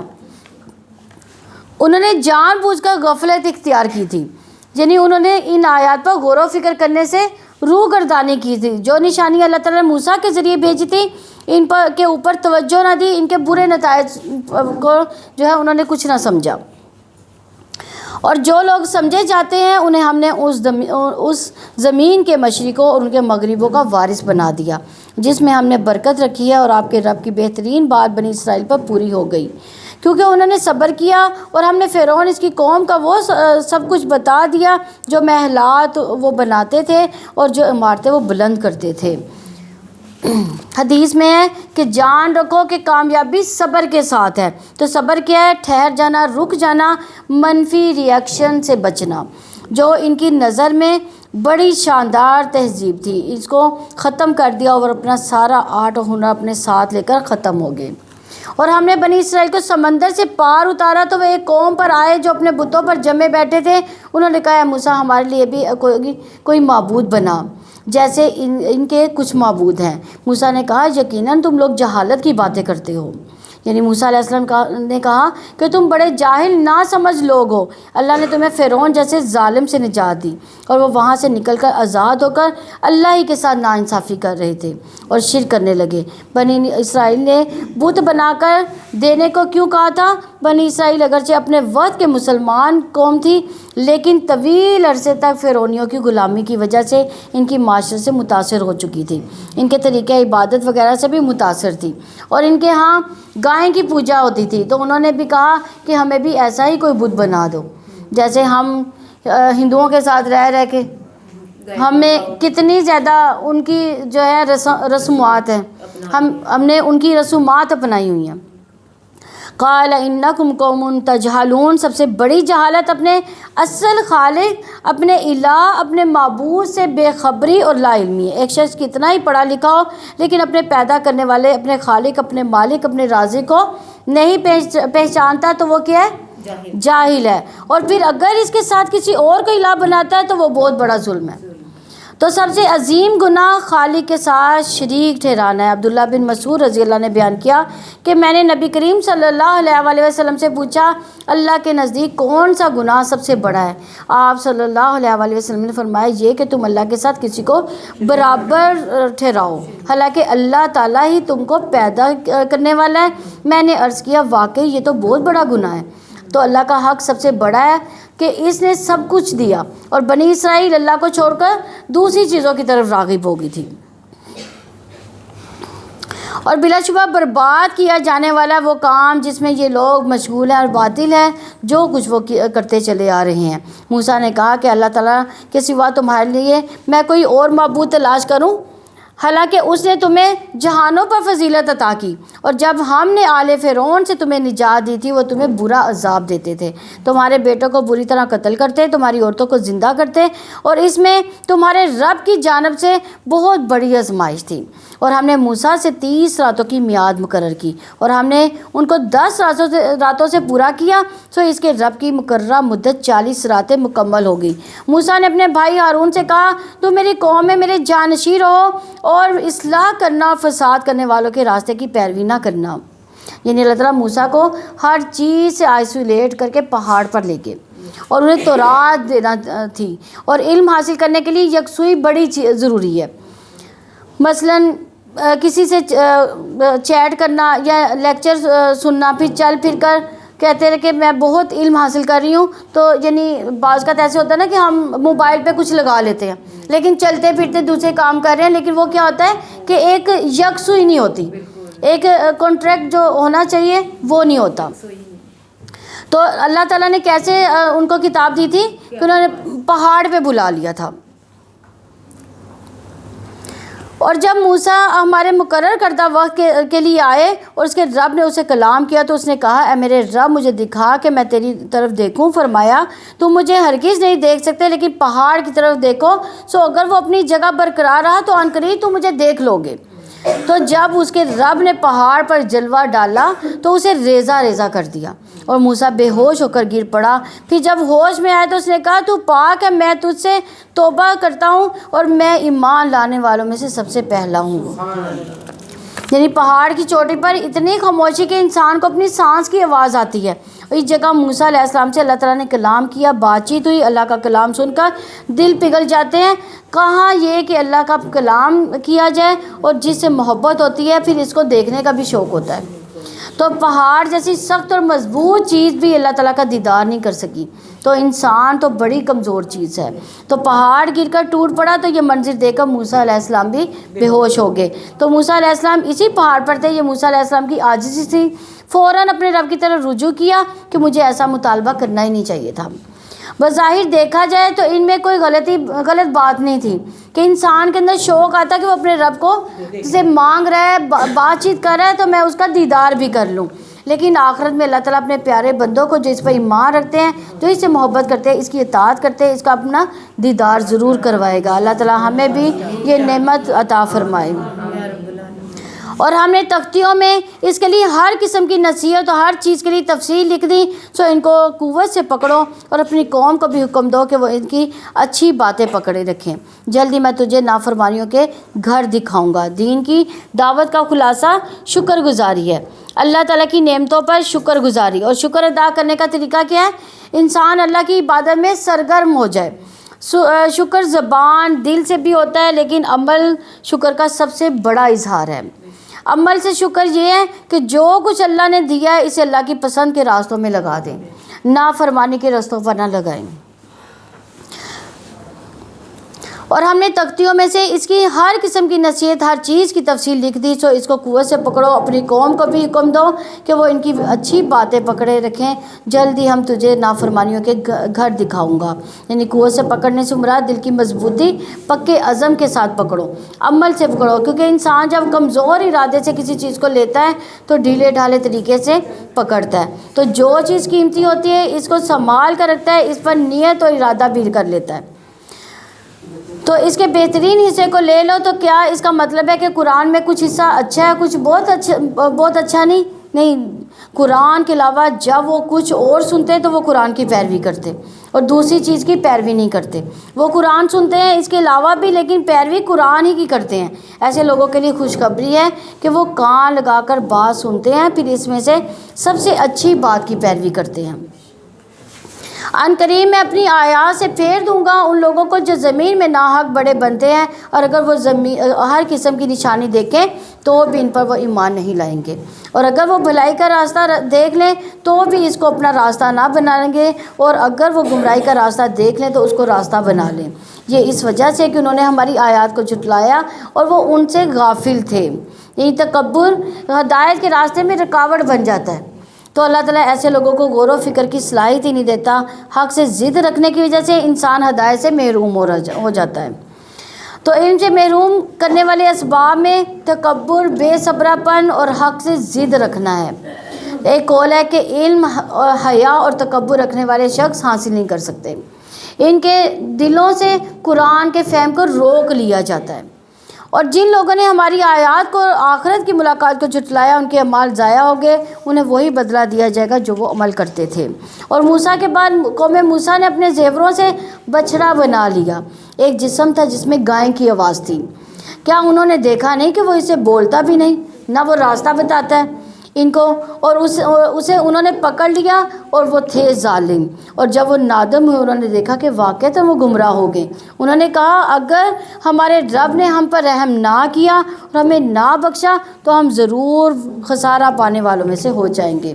تو جب موسیٰ غصے سے بھرے ہوئے افسوس کرتے ہوئے اپنی قوم کی طرف واپس آئے، اس نے کہا تم نے میرے بعد بہت بری جانشینی کی ہے. کیا تم نے اپنے رب کے حکم سے جلد بازی کی؟ اسے تختیاں پھینک دی اور اپنے بھائی کا سر پکڑ کر اپنی طرف کھینچنے لگے. ہارون نے کہا میری ماں کے بیٹے، یقیناً قوم نے مجھے کمزور سمجھا اور قریب تھا کہ مجھے وہ قتل کر دیتے. سو آپ دشمنوں کو مجھ پر خوش ہونے کا موقع نہ دیں اور مجھے ان ظالم لوگوں کے ساتھ شامل نہ کریں. یعنی ایک مومن کا غصہ اپنی ذات کے لیے نہیں ہوتا، بلکہ کس کے لیے تھا؟ حق، ہدایت اور دین کے لیے تھا ان کا غصہ. موسیٰ کا غصہ اس وجہ سے تھا کہ قوم بت پرستی میں مبتلا ہو گئی تھی. بعض کا لوگ لیڈر کی بات بھی نہیں سنتے. تو یہاں لیڈر کون تھا؟ ہارون علیہ السلام. موسیٰ علیہ السلام تو تورات لینے پہاڑ پر گئے تھے، اللہ تعالیٰ نے ان کو پہاڑ پہ بلایا تھا. تو لیکن ہارون علیہ السلام ان کے لیڈر تھے اس وقت. تو جلد بازی چاہے کسی چیز کے کام میں ہو، وہ بعض اوقات انسان کو فتنے میں بھی مبتلا کر دیتی ہے. تو جلدی کیا ہوتی ہے؟ کسی چیز کا وقت آنے سے پہلے ہی اس کی طرف چلے جانا. یہ قابل مذمت بات ہوتی ہے. جیسے اذان ہوئی نہیں، وقت داخل نہیں ہوا لیکن نماز شروع کر دی، یعنی ابھی نماز کا ٹائم ہی نہیں ہوا. تو سرد کس کو کہتے ہیں؟ ایک چیز کو اس کے اول وقت میں جلدی کر دینا، یہ قابل تعریف ہے. سرد جو ہے قابل تعریف ہے، اجرت جو ہے ناپسندیدہ ہے. تو حدیث میں آتا ہے تحمل مزاجی اللہ کی طرف سے اور جلد بازی کس کی طرف سے؟ شیطان کی طرف سے. نیک کام اول وقت میں کرنا جلد بازی نہیں ہوتا، وہ سرعت ہوتی ہے. اور رسول اللہ صلی اللہ علیہ وسلم سے سوال کیا گیا اعمال میں کون سا عمل سب سے افضل ہے؟ آپ صلی اللہ علیہ وسلم نے فرمایا نماز کو اس کے اول وقت میں ادا کرنا، نہ کہ جلد بازی. جلد بازی اچھی نہیں اور نہ ہی تاخیر اچھی ہے. اول وقت میں کام کرنا پسندیدہ ہے، اس کا اجر و ثواب زیادہ ہے. جیسے جمعے کے دن لوگ مسجد میں آتے ہیں تو سب سے پہلے جو آتا ہے اس کو اتنا ثواب ملتا ہے گویا اس نے اونٹ کی قربانی دی. جو دوسری گھڑی میں آتا ہے اس کی گائے کی قربانی. تیسری گھڑی میں آتا ہے تو گویا سینگ والا دمبا قربان ہوا. چوتھی گھڑی میں چلا تو اسے مرغی قربان کی. پانچویں گھڑی میں انڈا قربان کرنے کے برابر ثواب ہے. تو جو اللہ تعالیٰ کی راہ میں دیا گیا ہو. پھر امام خطبے کے لیے نکل آتا تو فرشتے ذکر سننے میں مشغول ہو جاتے ہیں، نام لکھنا چھوڑ دیتے ہیں. تو نیکی کے کام میں تاخیر نہ کرنا پسندیدہ ہے، یعنی تاخیر نہیں ہونی چاہیے نیکی کے کام میں. موسیٰ نے کہا اے میرے رب مجھے اور میرے بھائی کو بخش دے اور ہمیں اپنی رحمت میں داخل کر لے، اور تو سب رحم کرنے والوں سے زیادہ رحم کرنے والا ہے. یعنی بندہ مومن ہر حال میں کیا کرتا ہے؟ اپنے رب کی طرف رغبت رکھتا ہے، اس سے دعائیں کرتا ہے. تو یقیناً جن لوگوں نے بچڑے کو پکڑ لیا عنقریب انہیں ان کے رب کا غضب پہنچے گا اور دنیا کی زندگی میں ذلت پہنچے گی. اور ہم جھوٹ باندھنے والوں کو ایسے ہی بدلہ دیتے ہیں. اور جن لوگوں نے برے اعمال کیے پھر اس کے بعد انہوں نے توبہ کی اور وہ ایمان لے آئے، یقیناً آپ کا رب اس کے بعد بے حد بخشنے والا نہایت رحم والا ہے. یاد رکھیے گناہ کتنے بھی ہوں توبہ سے معاف ہو جاتے ہیں. نبی کریم صلی اللہ علیہ وسلم نے فرمایا اگر تم اتنے گناہ کرو کہ آسمان تک پہنچ جائے پھر تم توبہ کرو تو اللہ تعالیٰ تم کو معاف کر دے گا. لیکن اس امید پر انسان ڈھیٹ بن کر گناہ نہ کرتا جائے. بعض غلطیاں تو بہت بڑی ہوتی ہیں، بظاہر کرنے میں بہت چھوٹی نظر آتی ہے لیکن انجام ان کا بہت بھیانک ہوتا ہے کہ زمین و آسمان کی فضا بھر جائے. تو کتنی بھی بڑی غلطی ہو جائے اللہ کی طرف رجوع کر کے توبہ کر لینی چاہیے. اور جب موسیٰ کا غصہ ٹھنڈا ہوا تو اس نے وہ تختیاں اٹھا لی اور ان کی تحریر میں ان کے لیے ہدایت اور رحمت تھی جو اپنے رب سے ڈرتے تھے۔ یعنی سہل بن عبداللہ کہتے ہیں کہ دنیا اور آخرت کی ہر بھلائی کی بنیاد کیا ہے؟ اللہ کا خوف۔ تو تورات ہدایت تھی لیکن کس کے لیے؟ جو رب سے ڈرتے تھے۔ قرآن ہدایت ہے کس کے لیے؟ ڈرنے والوں کے لیے، تقوی اختیار کرنے والوں کے لیے۔ اور موسیٰ نے اپنی قوم کے 70 آدمی ہمارے مقررہ وقت کے لیے چنے۔ پھر جب ان کو زلزلے نے پکڑ لیا تو موسیٰ نے کہا، اے میرے رب، اگر تو چاہتا تو انہیں بھی اور مجھے بھی اس سے پہلے ہی ہلاک کر دیتا۔ کیا تو ہمیں ایسے کام پر ہلاک کرتا ہے جو ہم میں سے چند بیوقوفوں نے کیا؟ یہ نہیں ہے مگر تیری ایک آزمائش، تو اس سے جس کو تو چاہتا ہے گمراہ کرتا ہے، جس کو چاہتا ہے ہدایت دیتا ہے، اور تو ہی ہمارا مددگار ہے، سو ہمیں بخش دے اور ہم پر رحم فرما، اور تو بخشنے والوں میں سب سے بہترین ہے، اور ہمارے لیے اس دنیا اور آخرت میں بھلائی لکھ دے۔ یقیناً ہم نے تیری طرف رجوع کیا۔ اللہ تعالیٰ فرماتا ہے، میں اپنا عذاب جس سے چاہتا اس کو پہنچاتا ہوں، اور میری رحمت نے اس چیز کو گھیر رکھا ہے، سو اسے میں جلد ہی ان لوگوں کے لیے لکھوں گا جو اللہ تعالیٰ سے ڈرتے ہیں اور وہ زکوٰۃ ادا کرتے ہیں، ان کے لیے جو ہماری آیات پر ایمان لاتے ہیں۔ یعنی اللہ تعالیٰ کی رحمت پانے کے لیے کیا کرنا چاہیے؟ تقوی اختیار کرنا چاہیے، زکوٰۃ ادا کرنا چاہیے، آیات پر ایمان لانا چاہیے۔ تو جو لوگ اس رسول کی پیروی کرتے ہیں جو امی نبی سے، جسے وہ اپنے ہاتھ تورات اور انجیل میں لکھا ہوا پاتے ہیں، وہ ان کی نیکی کا حکم دیتا ہے اور انہیں برائی سے روکتا ہے، ان کے لیے پاک چیزیں حلال کرتا ہے، ناپاک چیزیں ان پر حرام کرتا ہے، اور ان پر سے ان کے وہ بوجھ اور توق اتارتا ہے جو ان پر پڑے ہوئے تھے۔ سو جو لوگ اس پر ایمان لائے اور انہوں نے اس کو قوت دی، ان کی مدد کی اور اس نور کی اتباع کی جو اس کے ساتھ نازل کیا گیا، وہی لوگ کامیاب ہونے والے ہیں۔ یعنی یہاں نبی امی سے مراد نبی کریم صلی اللہ علیہ وسلم، اور آپ صلی اللہ علیہ وسلم کو امی کیوں کہا گیا؟ کیونکہ آپ صلی اللہ علیہ وسلم پڑھ لکھ نہیں سکتے تھے۔ اس کے باوجود آپ صلی اللہ علیہ وسلم پر اللہ تعالیٰ نے جو علم نازل کیا اس کی مثال نہیں، وہ پڑھے لکھوں کے پاس بھی نہیں موجود۔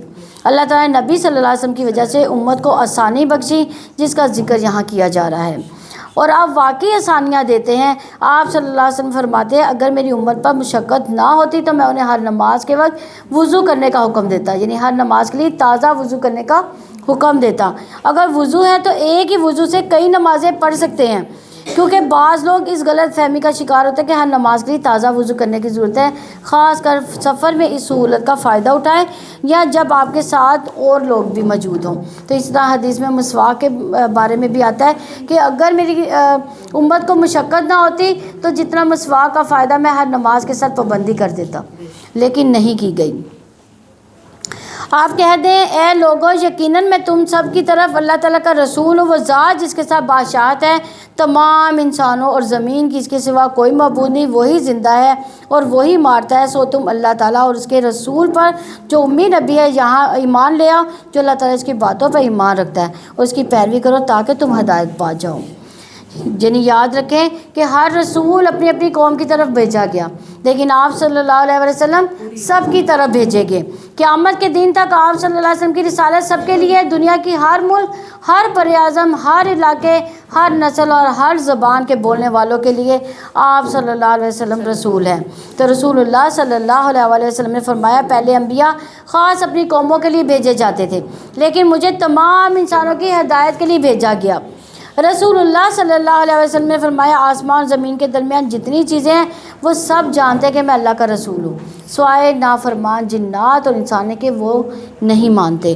لوگوں کی نجات نبی صلی اللہ علیہ وسلم پر ایمان لانے میں ہے۔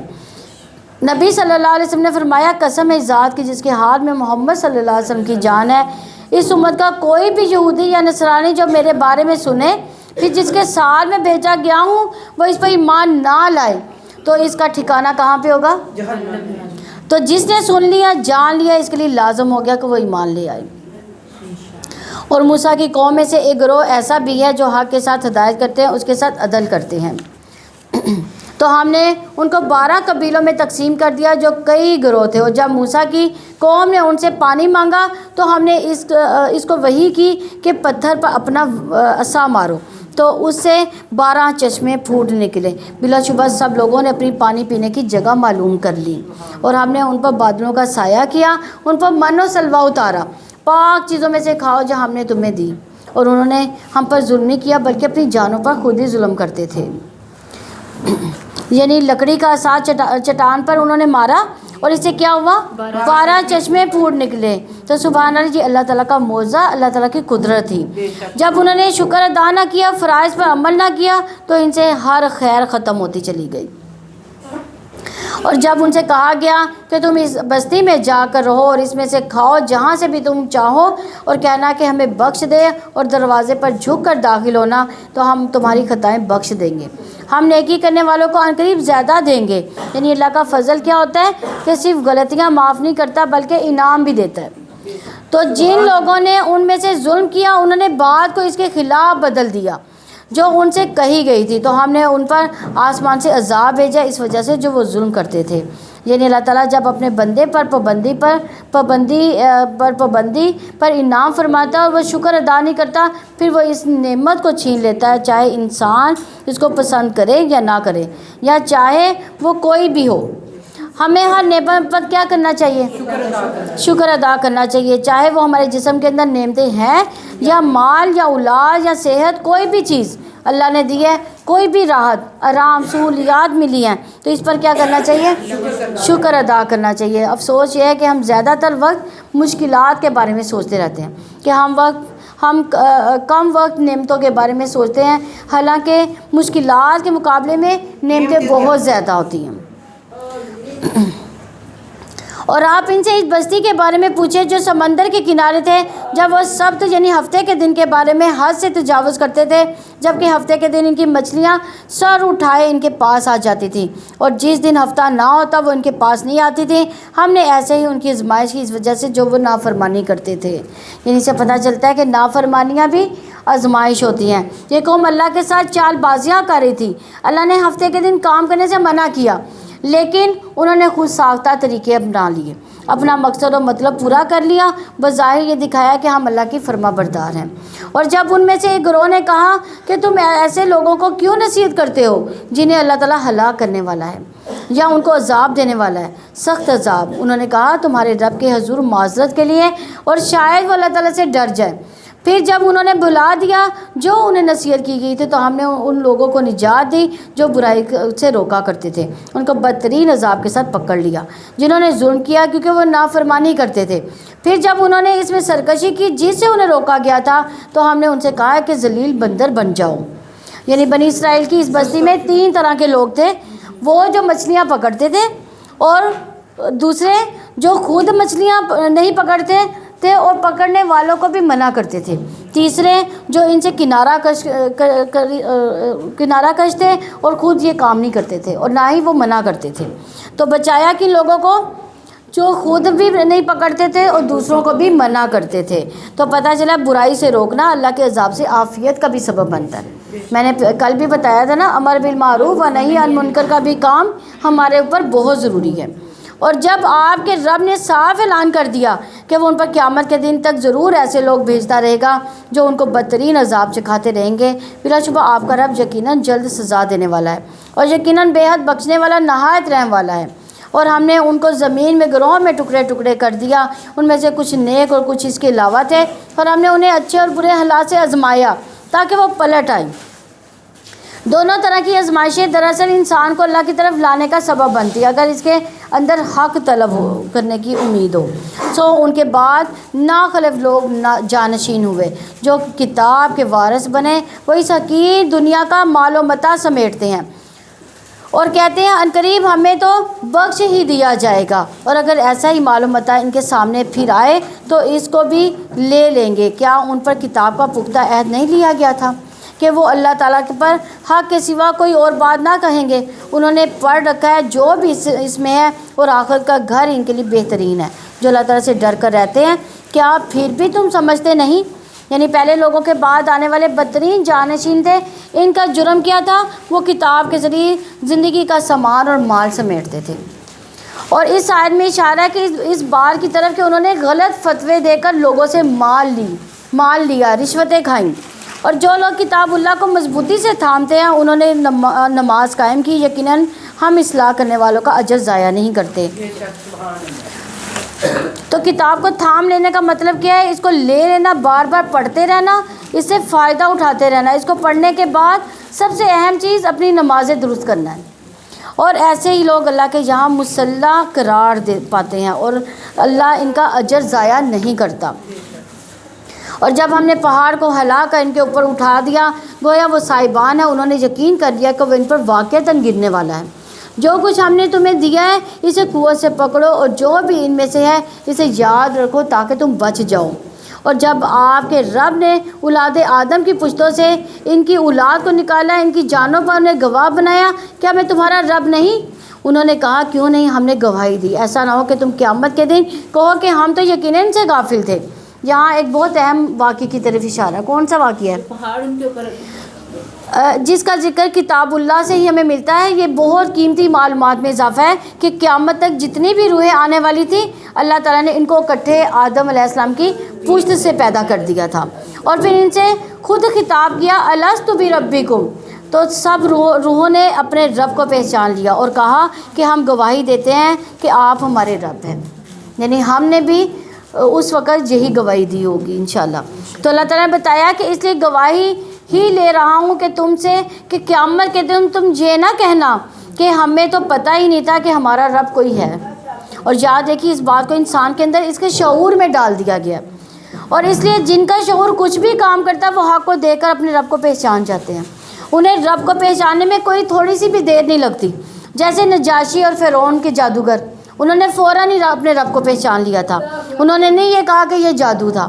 اللہ سبحانہ تعالیٰ نے ہر انسان کی فطرت میں خیر رکھ دی ہے۔ پھر انسان سوچتا ہے کہ اسے یاد کیوں نہیں آتا، وہ کون سا دن تھا، ہم کہاں کھڑے تھے، وہ ہمارے حافظے میں نہیں ہے لیکن اس کے اثرات ضرور ہیں۔ وہ حافظے میں کیوں نہیں ہے؟ کیونکہ اگر ہمیں یاد ہو تو امتحان ہی ختم ہو جائے گا۔ ایمان بالغیب اسی کو کہتے ہیں۔ تو ہماری کامیابی کا انحصار ایمان بالغیب پر ایمان لانا ہے، اس لیے ایمان لانا بہت بڑے اجر و ثواب کا باعث ہے۔ تو اللہ سبحانہ و تعالیٰ نے پکار کر کہا کیا میں تمہارا رب نہیں؟ ہم سب نے اقرار کیا ہوا ہے، قیامت کے دن جا کر یہ نہیں کہہ سکتے کہ ہمارا رب کون تھا، ہمیں تو پتہ ہی نہیں تھا، اور ہم نے اوروں کو الہ بنا لیا نہیں، فطرت میں پہچان رکھ دی گئی، اور انبیاء اس سبق کو یاد دلانے کے لیے بھیجے گئے۔ یا تم کہو کہ اس سے پہلے ہمارے باپ دادا نے شرک کیا تھا اور ہم تو اس کے بعد کی ہر نسل ایک نسل تھے، تو کیا تو ہمیں اس کی وجہ سے ہلاک کرے گا جو باطل پرستوں نے کیا؟ اور ہم آیات ایسے ہی تفصیل سے بیان کرتے ہیں تاکہ وہ رجوع کریں، اور انہیں آپ اس شخص کی خبر پڑھ کر سنائیں جسے ہم نے اپنی آیات عطا کی تو وہ ان سے صاف نکل گیا، پھر شیطان نے اس کو اپنے پیچھے لگا لیا تو وہ گمراہوں میں سے ہو گیا۔ یعنی یاد رکھیے علم آنے کے بعد بھی شیطانی وسوسہ انسان کو حق سے دور کر دیتا ہے۔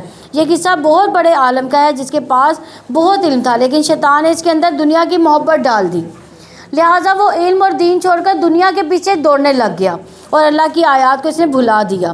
آیات کا علم ہونے کے باوجود اسے روح گردانی کرنا یہ شیطانی عمل ہے۔ تو آیات کا علم ہونے کے باوجود ان سے نکل بھاگنا، ان کی پابندی چھوڑ دینا، یہ شیطان کے وسوسوں کا اثر ہوتا ہے۔ انسان جب شیطان کے وسوسے کی اطاعت کرتا ہے تو اس کو کنٹرول کر لیتا ہے، تو اس کی باغیں اپنے ہاتھ میں لے لیتا ہے، اس کو اپنے تابع کر لیتا ہے، تو اسے مزید گمراہ کرتا جاتا ہے۔ ہم کس کی باغ میں چلے جاتے ہیں؟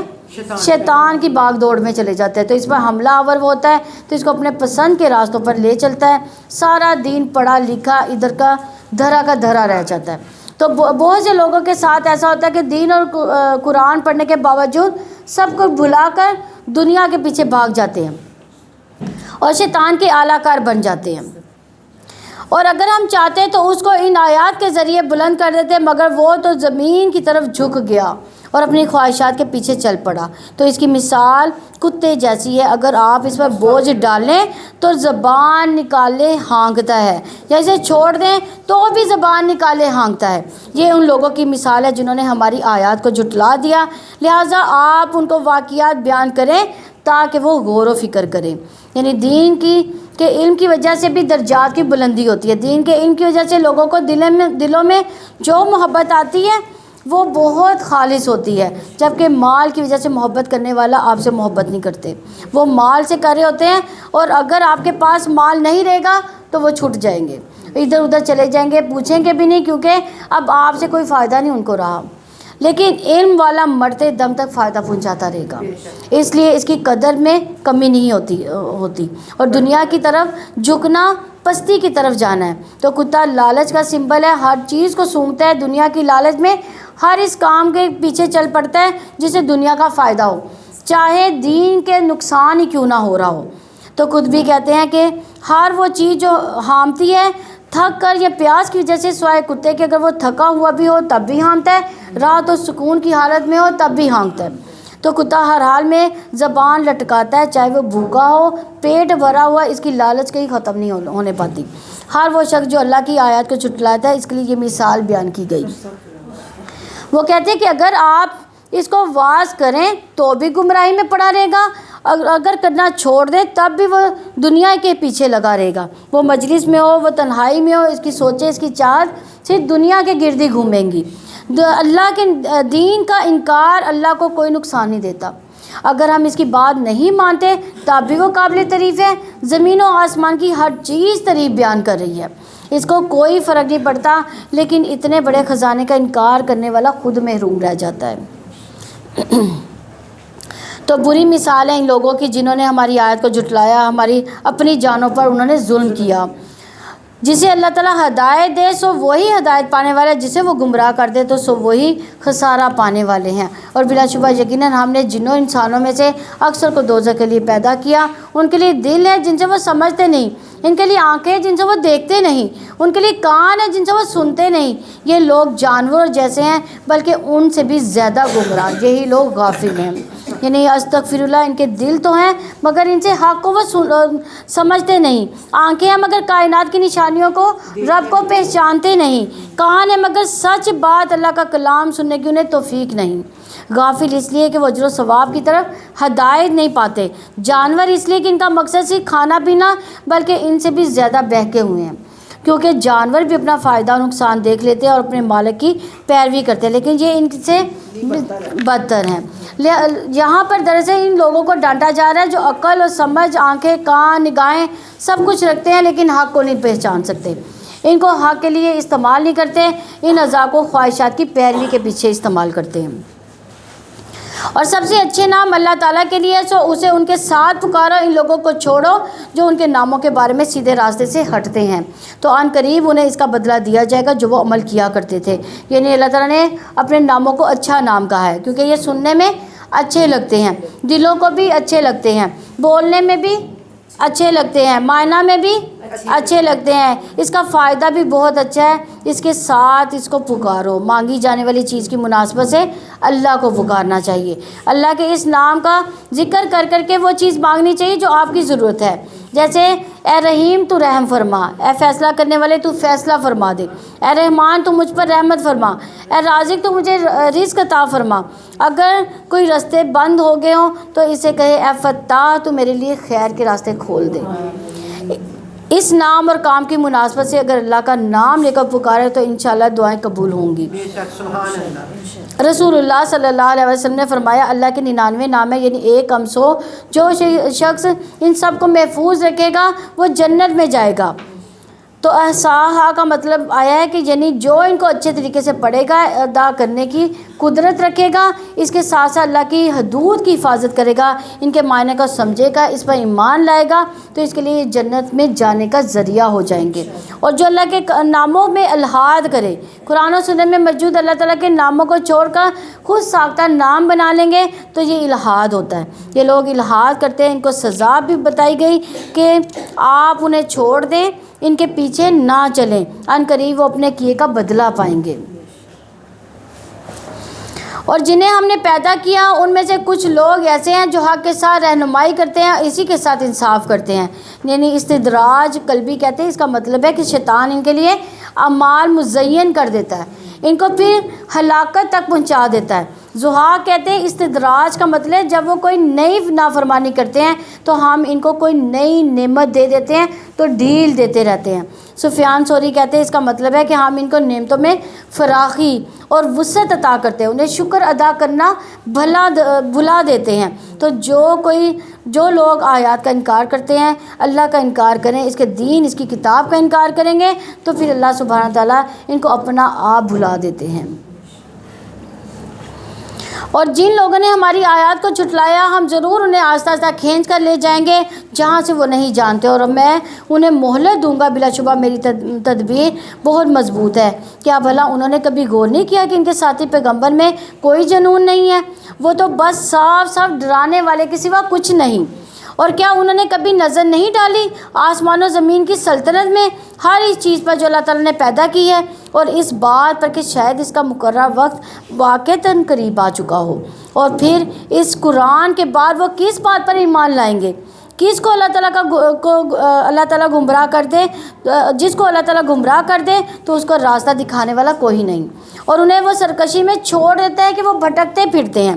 وہ آپ سے قیامت کے بارے میں پوچھتے ہیں کہ اس کا قیام کب ہوگا؟ آپ کہتے ہیں یقیناً اس کا علم میرے رب کے پاس ہے، اس کے وقت پر اور اس کے سوا اسے کوئی ظاہر نہیں کرے گا۔ وہ حادثہ آسمان و زمین میں بھاری ہے، تم پر وہ اچانک آئے گا۔ وہ آپ سے سوال کرتے ہیں گویا آپ اس کی پوری تحقیق کرنے والے ہیں۔ آپ کہہ دیں بلا شبہ اس کا علم اللہ تعالیٰ کے پاس ہے، لیکن اکثر لوگ نہیں جانتے۔ آپ کہتے ہیں میں اپنی جان کے لیے کسی نفع نقصان کا مالک نہیں ہوں مگر جو اللہ تعالیٰ چاہے۔ اگر میں غیب جانتا ہوتا تو میں ضرور بھلائیوں میں سے بہت زیادہ حاصل کر لیتا، اور مجھے کوئی تکلیف تک نہ چھوتی۔ نہیں ہوں میں مگر ایک ڈرانے والا، خوشخبری دینے والا ان لوگوں کے لیے جو ایمان لاتے ہیں۔ نفع نقصان کا اصل مالک کون ہے؟ اللہ تعالیٰ۔ تو آپ کے پاس بھی یہ اختیار نہیں۔ آپ صلی اللہ علیہ وسلم سے بھی وہی نفع انسانوں کو پہنچا جو اللہ تعالیٰ نے ان کو دیا، لیکن نفع نقصان کا مالک صرف اللہ تعالیٰ ہے۔ بندوں کو بھی بندوں سے جو نفع پہنچتا ہے اس کا بھی جو اللہ تعالیٰ عزت ان کو پہنچاتے ہیں، ان کو حکم دیتے ہیں، وہی بندہ بندے پر جو ہے اپنا نفع نقصان پہنچاتے ہیں۔ تو وہ اللہ تعالیٰ ہی ہے جس نے تمہیں ایک جان سے پیدا کیا، اسی سے اس کا جوڑا بنایا تاکہ وہ ان کی طرف سکون پائے۔ پھر جب اس نے اپنی بیوی کو ڈھانپ لیا تو اس نے ایک ہلکا سا حمل اٹھا لیا، پھر وہ اس کو لے کر چلتی پھرتی، پھر جب وہ بوجھل ہو گئی تو ان دونوں نے اللہ تعالیٰ سے اپنے رب سے دعا کی، اگر تو نے ہمیں تندرست بچہ عطا کیا تو ہم ضرور شکر گزار کرنے والوں میں سے ہو جائیں گے۔ یعنی ایک عورت کی زندگی کا اہم ترین رول ادھر ادا بتایا گیا کہ شوہر کے لیے باعث سکون ہوتی ہے وہ، یہ اس کی بہت بڑی عبادت ہے کہ شوہر باہر کے بڑے بڑے کام کر سکے، باہر کی دنیا کے چیلنجز بہت بڑے بڑے ہوتے ہیں، اس کے لیے گھر کے اندر سکون اس کو چاہیے ہوتا ہے، لیکن ہم اپنے ہی کاموں میں بہت بڑا سمجھتے ہیں اپنے آپ کو۔ اس کا مطلب یہ نہیں ہے کہ بیوی کو سکون نہیں چاہیے، یا اس کا مطلب یہ نہیں ہے کہ دو طرفہ نہیں ہوتا، یعنی سکون دونوں کو چاہیے، بیوی کو بھی چاہیے اور مرد کو بھی چاہیے۔ بیوی کو چاہیے کہ میں مرد کو سکون مہیا کروں، اور مرد کو چاہیے کہ میں بیوی کو سکون کسی طرح سے دوں۔ پھر جب اللہ تعالیٰ نے انہیں تندرست بچہ عطا کر دیا تو دونوں نے اس کے لیے اس میں سے شریک بنا لیا جو اس نے ان کو عطا کیا تھا، پس اللہ تعالیٰ ان سے بلند و برتر ہے جن کو وہ شریک بناتے ہیں۔ کیا وہ ان کو شریک بناتے ہیں جو کچھ بھی پیدا نہیں کر سکتے اور وہ سب کچھ پیدا کیے جاتے ہیں؟ یعنی اگر انسان کو ہی شریک ٹھہراتے ہیں تو انسان تو خود پیدا کیا گیا، تو وہ اللہ تعالیٰ کے برابر کیسے ہو سکتا ہے؟ بنانے والا بننے والا ایک تھوڑی ہوتے ہیں، اور نہ ان کی وہ مدد کر سکتے ہیں، نہ ہی وہ خود اپنی مدد کرتے ہیں۔ یعنی جن ہستیوں کو بھی، جن چیزوں کو بھی، جن لکڑیوں پتھروں کے بنائے ہوئے بتوں کو بھی لوگ حاجت و روا مشکل کشا سمجھتے ہیں تو یہ دراصل اپنے آپ کو ہی دھوکہ دے رہے ہیں۔ کوئی کسی کی مدد نہیں کر سکتا، غائبانہ طور پر بھی کون مدد کرتا ہے؟ اللہ تعالیٰ۔ اور اگر آپ انہیں ہدایت کی دعوت دیں تو وہ آپ کے پیچھے نہ چلیں گے۔ تم پر برابر ہے کہ خواہ تم انہیں پکارو یا تم خاموش رہو۔ یقیناً جن لوگوں کو تم اللہ تعالیٰ کے سوا پکارتے ہو وہ تمہارے ہی جیسے بندے ہیں، بس تم انہیں پکارو تو لازم ہے کہ وہ تمہاری دعا قبول کریں اگر تم واقعی سچے ہو۔ کیا ان کے پاؤں ہیں جن سے وہ چلتے ہیں، یا ان کے ہاتھ ہیں جن سے وہ پکڑتے ہیں، یا ان کی آنکھیں ہیں جن سے وہ دیکھتے ہیں، یا ان کے کان ہیں جن سے وہ سنتے ہیں؟ آپ کہتے ہیں تم اپنے شریکوں کو بلاؤ پھر میرے خلاف تدبیر کرو، بس تم مجھے مہلت نہ دو۔ یہاں پر اللہ تعالیٰ نے ہاتھ، پاؤں، آنکھیں، کانوں کا بطور خاص ذکر کیا ہے، کیونکہ یہ ہدایت حاصل کرنے کے لیے خاص ذرائع ہیں، ان کے حصوں کے لیے، کوشش کرنے کے لیے، دوسروں کے لیے مدد کرنے کے لیے۔ تو اس لیے کہا گیا کہ غیر اللہ کے پاس تو یہ سارے ذرائع ہیں ہی نہیں، تو وہ تمہاری کہاں سے مدد کریں گے؟ بلا شبہ میرا مددگار کون ہے؟ اللہ تعالیٰ، جس نے یہ کتاب اتاری، اور وہی تمام نیک لوگوں کا مددگار بنتا ہے۔ اگر آپ چاہتے ہیں کہ اللہ آپ کا سرپرست ہو جائے، آپ کے سارے کاموں کو سنوار دے، تو اللہ تعالیٰ سے دوستی کریں، اللہ کے قریب ہونے والے اعمال اختیار کریں، اور اللہ تعالیٰ کے سوا جنہیں تم پکارتے ہو وہ تمہاری مدد کرنے کی استطاعت نہیں رکھتے، اور نہ اپنے آپ کی مدد کرتے ہیں، اور اگر تم انہیں ہدایت کی طرف بلاؤ تو وہ نہیں سنیں گے، اور تم انہیں دیکھتے ہو کہ وہ تمہاری طرف دیکھ رہے ہیں حالانکہ وہ دیکھتے ہی نہیں۔ آپ درگزر اختیار کریں اور نیکی کا حکم دیں، اور جاہلوں سے کنارہ کشی اختیار کریں۔ یعنی ہمارے دین نے ہمیں کیا سکھایا؟ کہ جاہلوں سے کنارہ کشی اختیار کریں۔ یہاں اس کا تعلق یعنی امر بالمعروف سے کیوں ہے؟ کیونکہ جب انسان نیکی کا کام کرنے جاتا ہے، کسی کو برائی سے روکتا ہے، کوئی نیکی کی تعلیم دیتا ہے، تو لوگ اس سے الجھ بھی پڑتے ہیں، اور وہ جانتے ہی نہیں کہ آپ کیا چاہتے ہیں۔ ہم میں سے کچھ لوگوں کا اس کا اتفاق بھی ہوا ہوگا کہ گھر میں کوئی اچھی بات کی، یا کسی گیدرنگ میں خاص طور پر کسی موقع پر، تو کیا کرتے ہیں لوگ؟ اس کے پیچھے پڑ جاتے ہیں کہ اپنے گھر کو دیکھو، اپنے آپ کو دیکھو، ابھی ہم کہاں اس قابل ہوئے ہیں، وغیرہ وغیرہ۔ تو یہاں پر پہلے فرما دیے گیا کہ خذ العفو، جو کچھ کہے گا اسے معاف کرتے جانا، پیچھے نہیں پڑنا، نیکی کا کام بتاتے جانا۔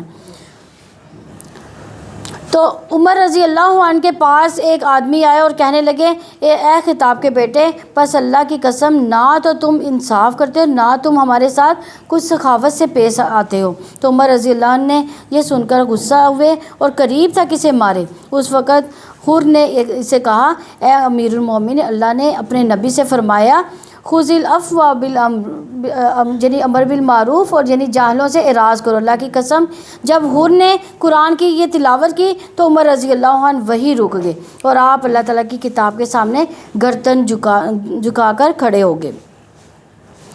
دیکھیں کیسے لوگ تھے وہ، فوراً ہی انہوں نے آیت پڑھی اور فوراً ہی انہوں نے اپنا سر جھکا دیا۔ اللہ تعالیٰ ہمیں بھی اس بات کی توفیق عنایت فرمائے۔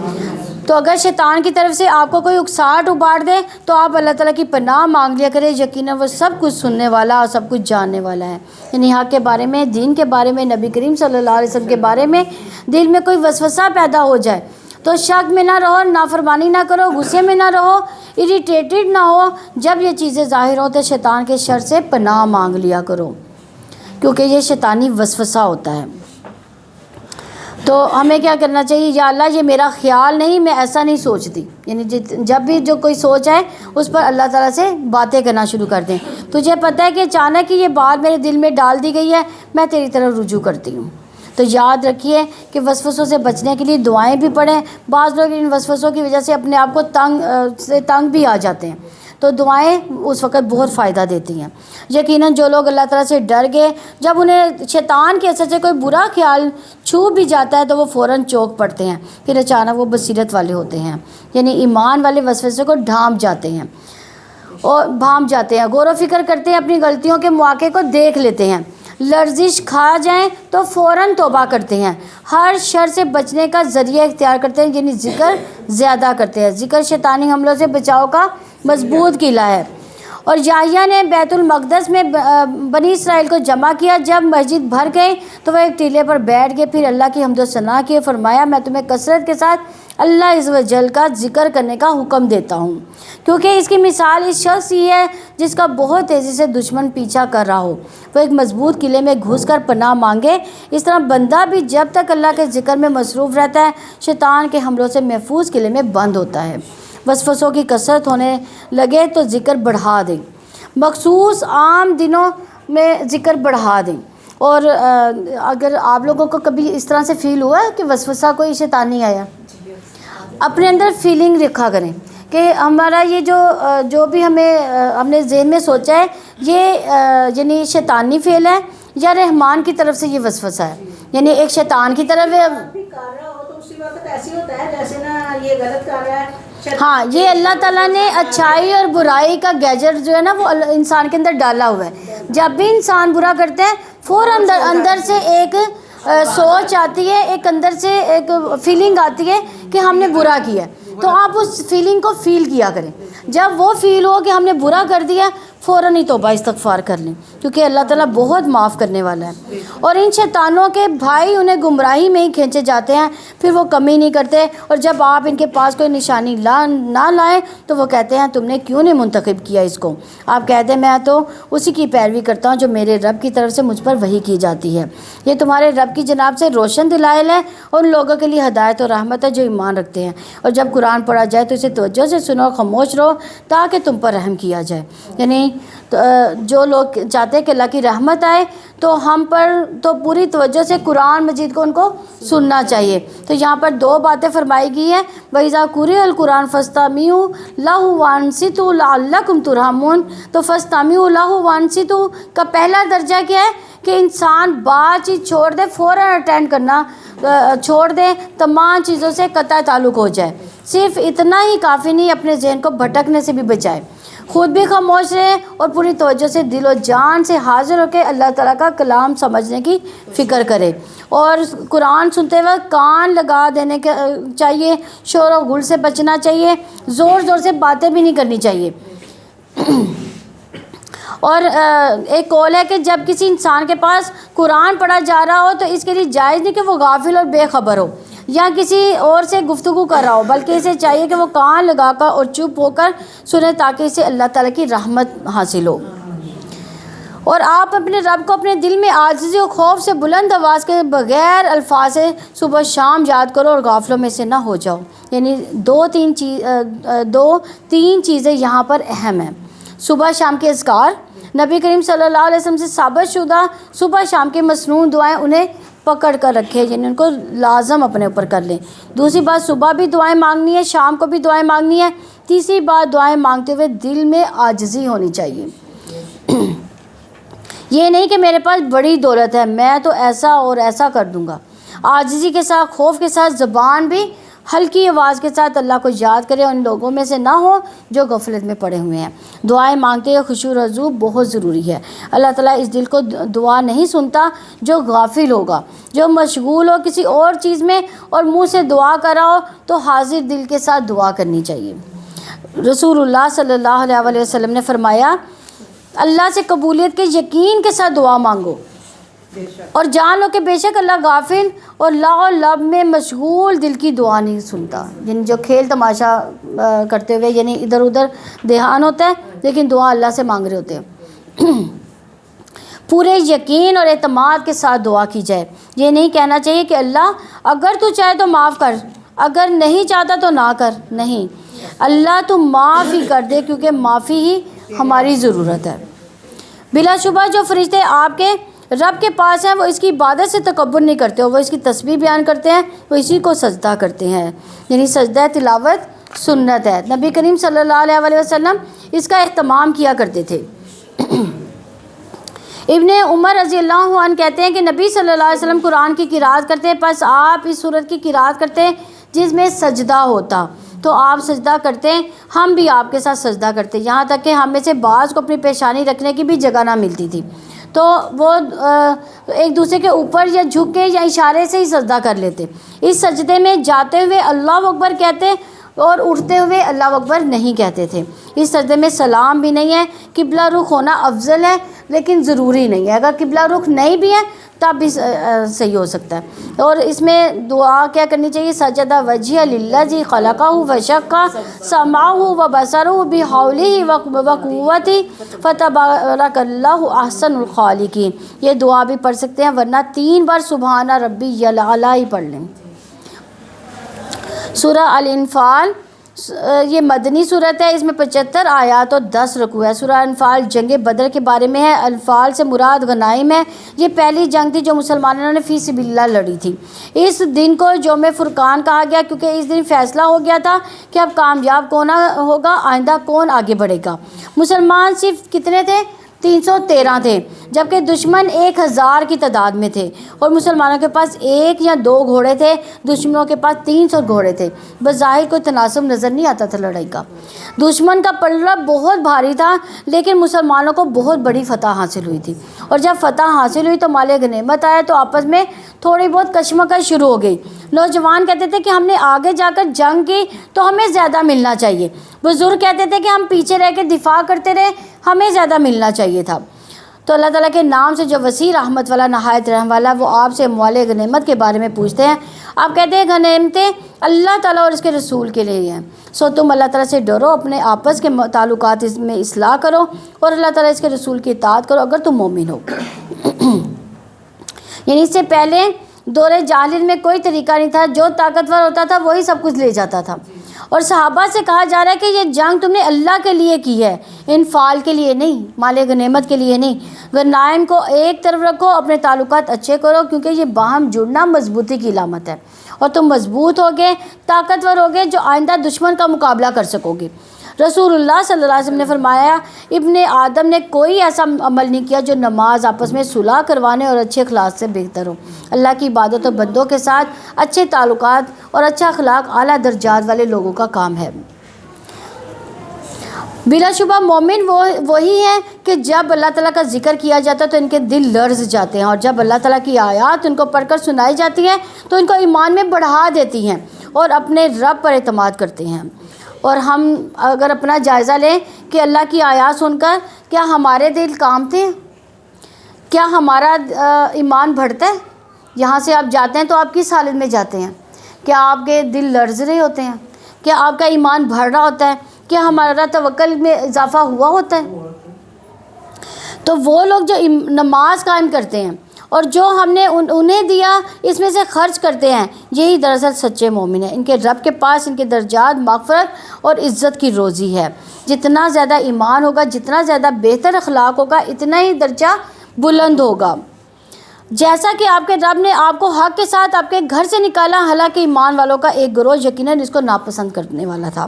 وہ حق کے بارے میں آپ سے جھگڑ رہے تھے، اس کے بعد کہ وہ صاف ظاہر ہو چکا تھا، گویا کہ وہ موت کی طرف پھانکے جا رہے ہوں۔ وہ دیکھ رہے ہوں کہ جب اللہ تعالیٰ تم سے 2 گروہوں میں سے ایک کا وعدہ کر رہا تھا کہ یقیناً تو وہ تمہارے لیے ہے، اور تم چاہتے تھے کہ یقیناً غیر مسلح گروہ ہی تمہارے لیے ہو، تو اللہ تعالیٰ ارادہ کر چکا تھا کہ حق کو اپنی باتوں سے سچا کر دکھائے اور کافروں کی جڑ ہی کاٹ دے۔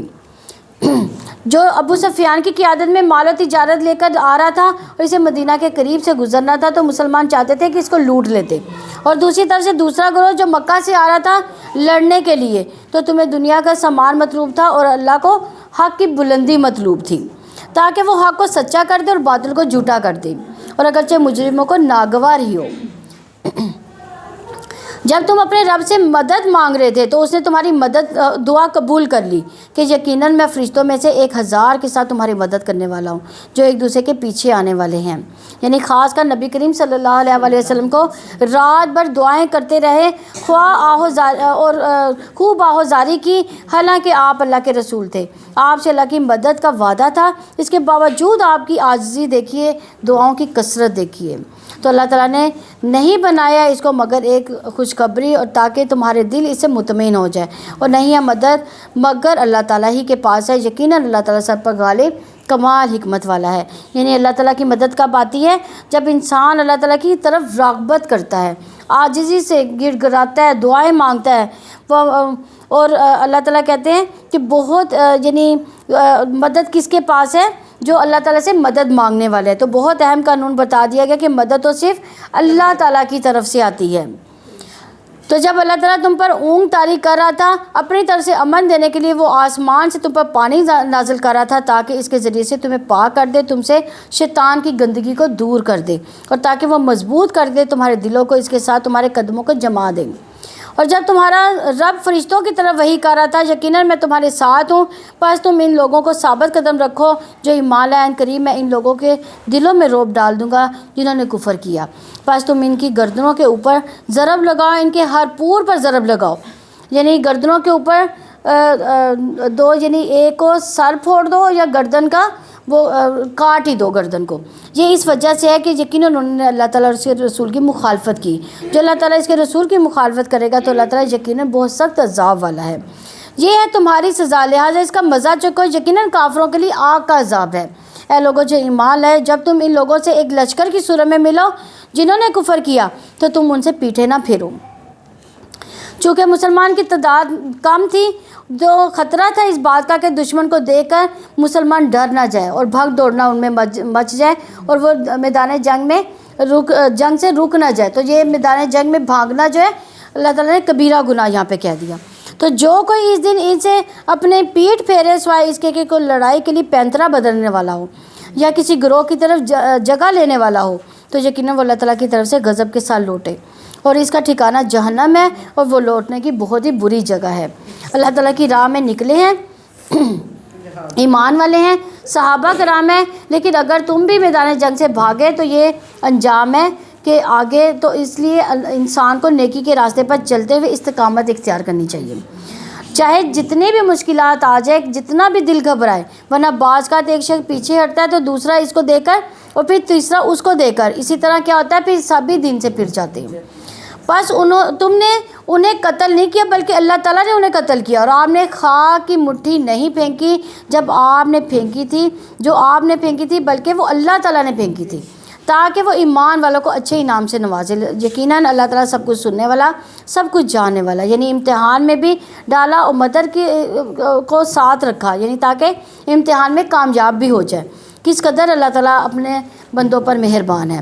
یہ تھی حکمت. اور بلا شبہ اللہ تعالیٰ کافروں کی خفیہ تدبیر کمزور کرنے والا ہے.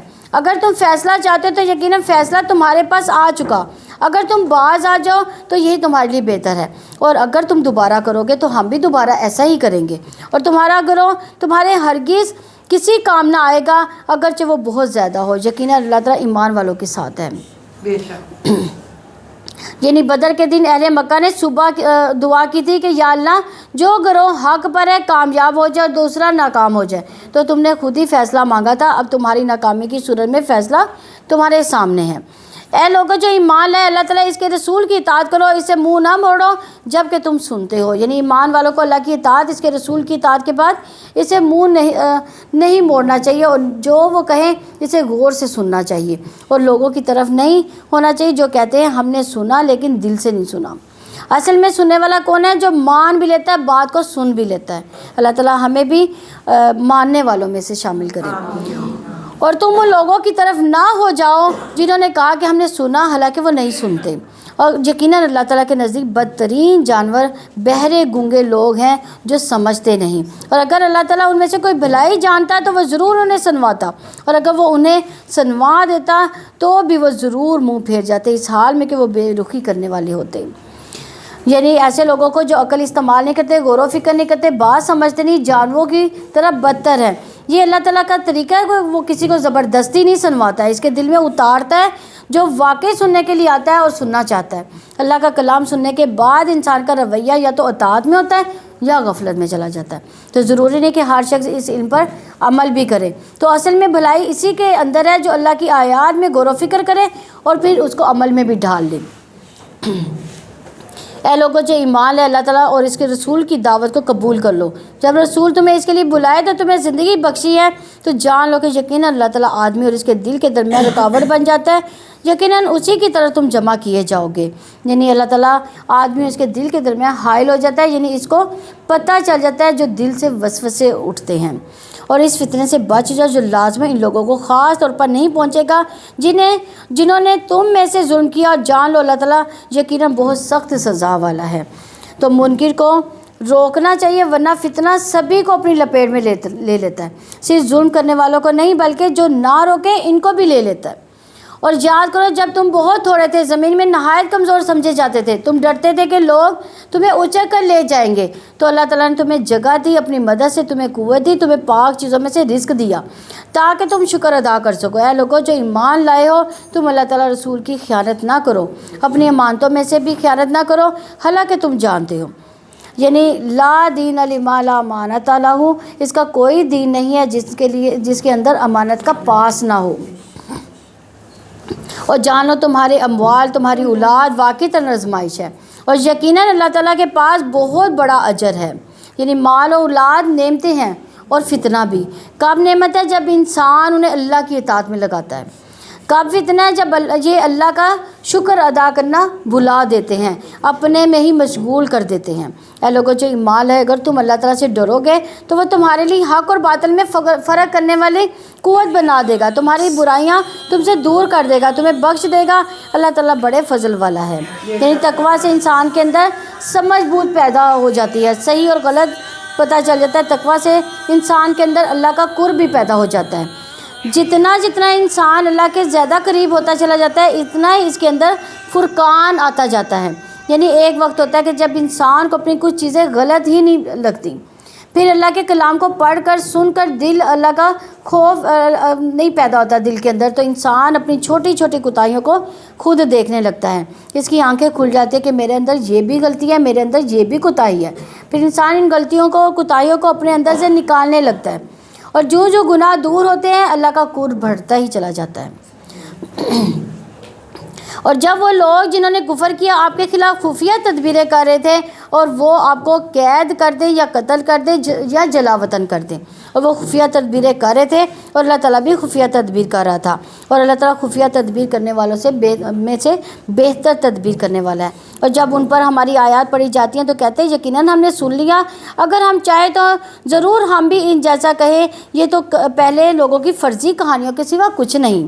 اور جب انہوں نے کہا اللہ اگر یہ واقعی تیری جانب سے حق ہے تو ہم پر آسمان سے پتھر برسا, کوئی دردناک عذاب ہم پر لے آ, تو اللہ تعالیٰ نے ایسا نہیں کہ انہیں عذاب دے جب تک آپ ان میں موجود ہیں. اور اللہ تعالیٰ ان کو اس وقت عذاب دینے والا نہیں جب کہ وہ بخشش مانگتے ہیں. یہ کس نے کہا تھا؟ یہ ابو جہل نے کہا تھا کہ ہم پہ پتھر برسا, اور اس پر پتھر برسے بھی تھے مرنے کے بعد. اور یہ استغفار یہاں پہ اس آیت میں جو ہے استغفار جو ہے عذاب سے بچانے کا سبب بتایا گیا. تو یہاں تو دو صورتیں بتائی گئی ہیں, ایک تو یا تو نبی صلی اللہ علیہ وسلم ہم میں موجود ہوں, یا دوسرا استغفار. کیونکہ نبی صلی اللہ علیہ وسلم ہم میں موجود نہیں ہے تو اب کیا ہے, صرف استغفار جو ہے, استغفار کی کثرت جو ہے ہم پہ عذابوں کو ہٹا سکتا ہے. اور کیا ہے ان کے لیے اللہ تعالیٰ انہیں عذاب نہ دیں حالانکہ وہ مسجد حرام سے روکتے ہیں, حالانکہ وہ اس کے متولی نہیں ہیں مگر متقی لوگ, لیکن ان میں سے اکثر لوگ نہیں جانتے. اور بیت اللہ کے پاس ان کی نماز سیٹیاں بجانے, تالیاں بجانے کے سوا کچھ نہیں ہے. سو چکھو عذاب اس کی وجہ سے جو تم کفر کرتے تھے. یعنی وہ عبادت کس لیے کرتے تھے؟ انٹرٹینمنٹ کے لیے. یعنی ان کی عبادت انٹرٹینمنٹ ہی تھی. بلا شبہ جن لوگوں نے کفر کیا وہ اپنے مال اس لیے خرچ کرتے ہیں تاکہ لوگوں کو اللہ تعالیٰ کے راستے سے روکے. چنانچہ ابھی وہ اور خرچ کریں گے, پھر وہ اس پر حسرت بن جائے گا, پھر وہ مغلوب ہوں گے, اور جن لوگوں نے کفر کیا ان کو جہنم کی طرف اکٹھا کیا جائے گا تاکہ اللہ تعالیٰ ناپاک کو پاک سے الگ کر دے, اور ناپاک کے بعض حصوں کو بعض پر رکھے, بس وہ ان کو اکٹھا ڈھیر بنا دے, پھر اس کو جہنم میں ڈال دے. یہی لوگ خسارہ اٹھانے والے ہیں. آپ ان لوگوں سے کہہ دیں جنہوں نے کفر کیا, اگر وہ باز آ جائیں تو جو گزر چکا وہ انہیں بخش دیا جائے گا, اگر وہ دوبارہ کریں گے تو پہلوں کی سنت گزر چکی ہے. اور ان سے لڑو یہاں تک کہ کوئی فتنہ باقی نہ رہے اور دین سب کا سب اللہ تعالیٰ کے لیے ہو جائے. پھر اگر وہ باز آ جائیں تو یقیناً جو کچھ وہ کرتے ہیں اللہ تعالیٰ اسے خوب دیکھنے والا ہے. یعنی نبی صلی اللہ علیہ وسلم سے جو کفار قریش کے خلاف جنگ کر رہے تھے, اس کا اصل مقصد کیا تھا؟ فتنہ ختم ہو جائے اور دین پورے کا پورا اللہ تعالیٰ کے لیے ہو جائے. اگر وہ منہ موڑے تو جان لو یقیناً اللہ تعالیٰ تمہارا دوست ہے, وہ اچھا دوست اور اچھا مددگار ہے. یعنی مشرکین مکہ سے کہا جا رہا ہے کہ باز آ جاؤ, نہ مومنوں کا مولا, یعنی مومنوں کا مولا کون ہے؟ اللہ تعالیٰ, اور ان کی مدد کرے گا اور تمہاری شامت آ جائے گی. اللہ تعالیٰ ہمیں ہمیشہ اپنے عذاب سے محفوظ رکھے, وہی ہمارا مولا ہے, ہمارا مددگار ہے. تو اللہ تعالیٰ ہمیں اپنی مدد عطا فرمائے, اور اللہ تعالیٰ ہمیں قرآن کو سمجھنے والا اور اس پر عمل کرنے والا بنا دے. ہمارے لیے قرآن پڑھنا آسان فرما دے, ہمارے لیے نمازیں پڑھنا آسان فرما دے, ہمیں دین کے راستے پر چلنا آسان فرما دے, اور اس دنیا کی بھلائیاں عطا فرمائے اور آخرت کی بھی بھلائیاں عطا فرمائے. ہمیں جو بیمار ہیں اللہ تعالیٰ ان کو شفائے کاملہ عاجلہ عطا فرمائے، اور جو پریشان ہے اللہ تعالیٰ ان کی پریشانیاں دور فرمائے، اور جو بے اولاد ہے اللہ تعالیٰ ان کو اولاد عطا فرمائے، جن کی اولاد ہے اللہ تعالیٰ ان کو ان کی آنکھوں کی ٹھنڈک عطا فرمائے، اللہ تعالیٰ ہمارے لیے پل صراط پر چلنا آسان فرمائے، اللہ تعالیٰ قیامت کی سختیوں سے محفوظ فرمائے۔ سبحانک اللہم و بحمدک نشہد ان لا الہ الا انت نستغفرک و اتوب الیک۔ السلام علیکم ورحمۃ اللہ وبرکاتہ۔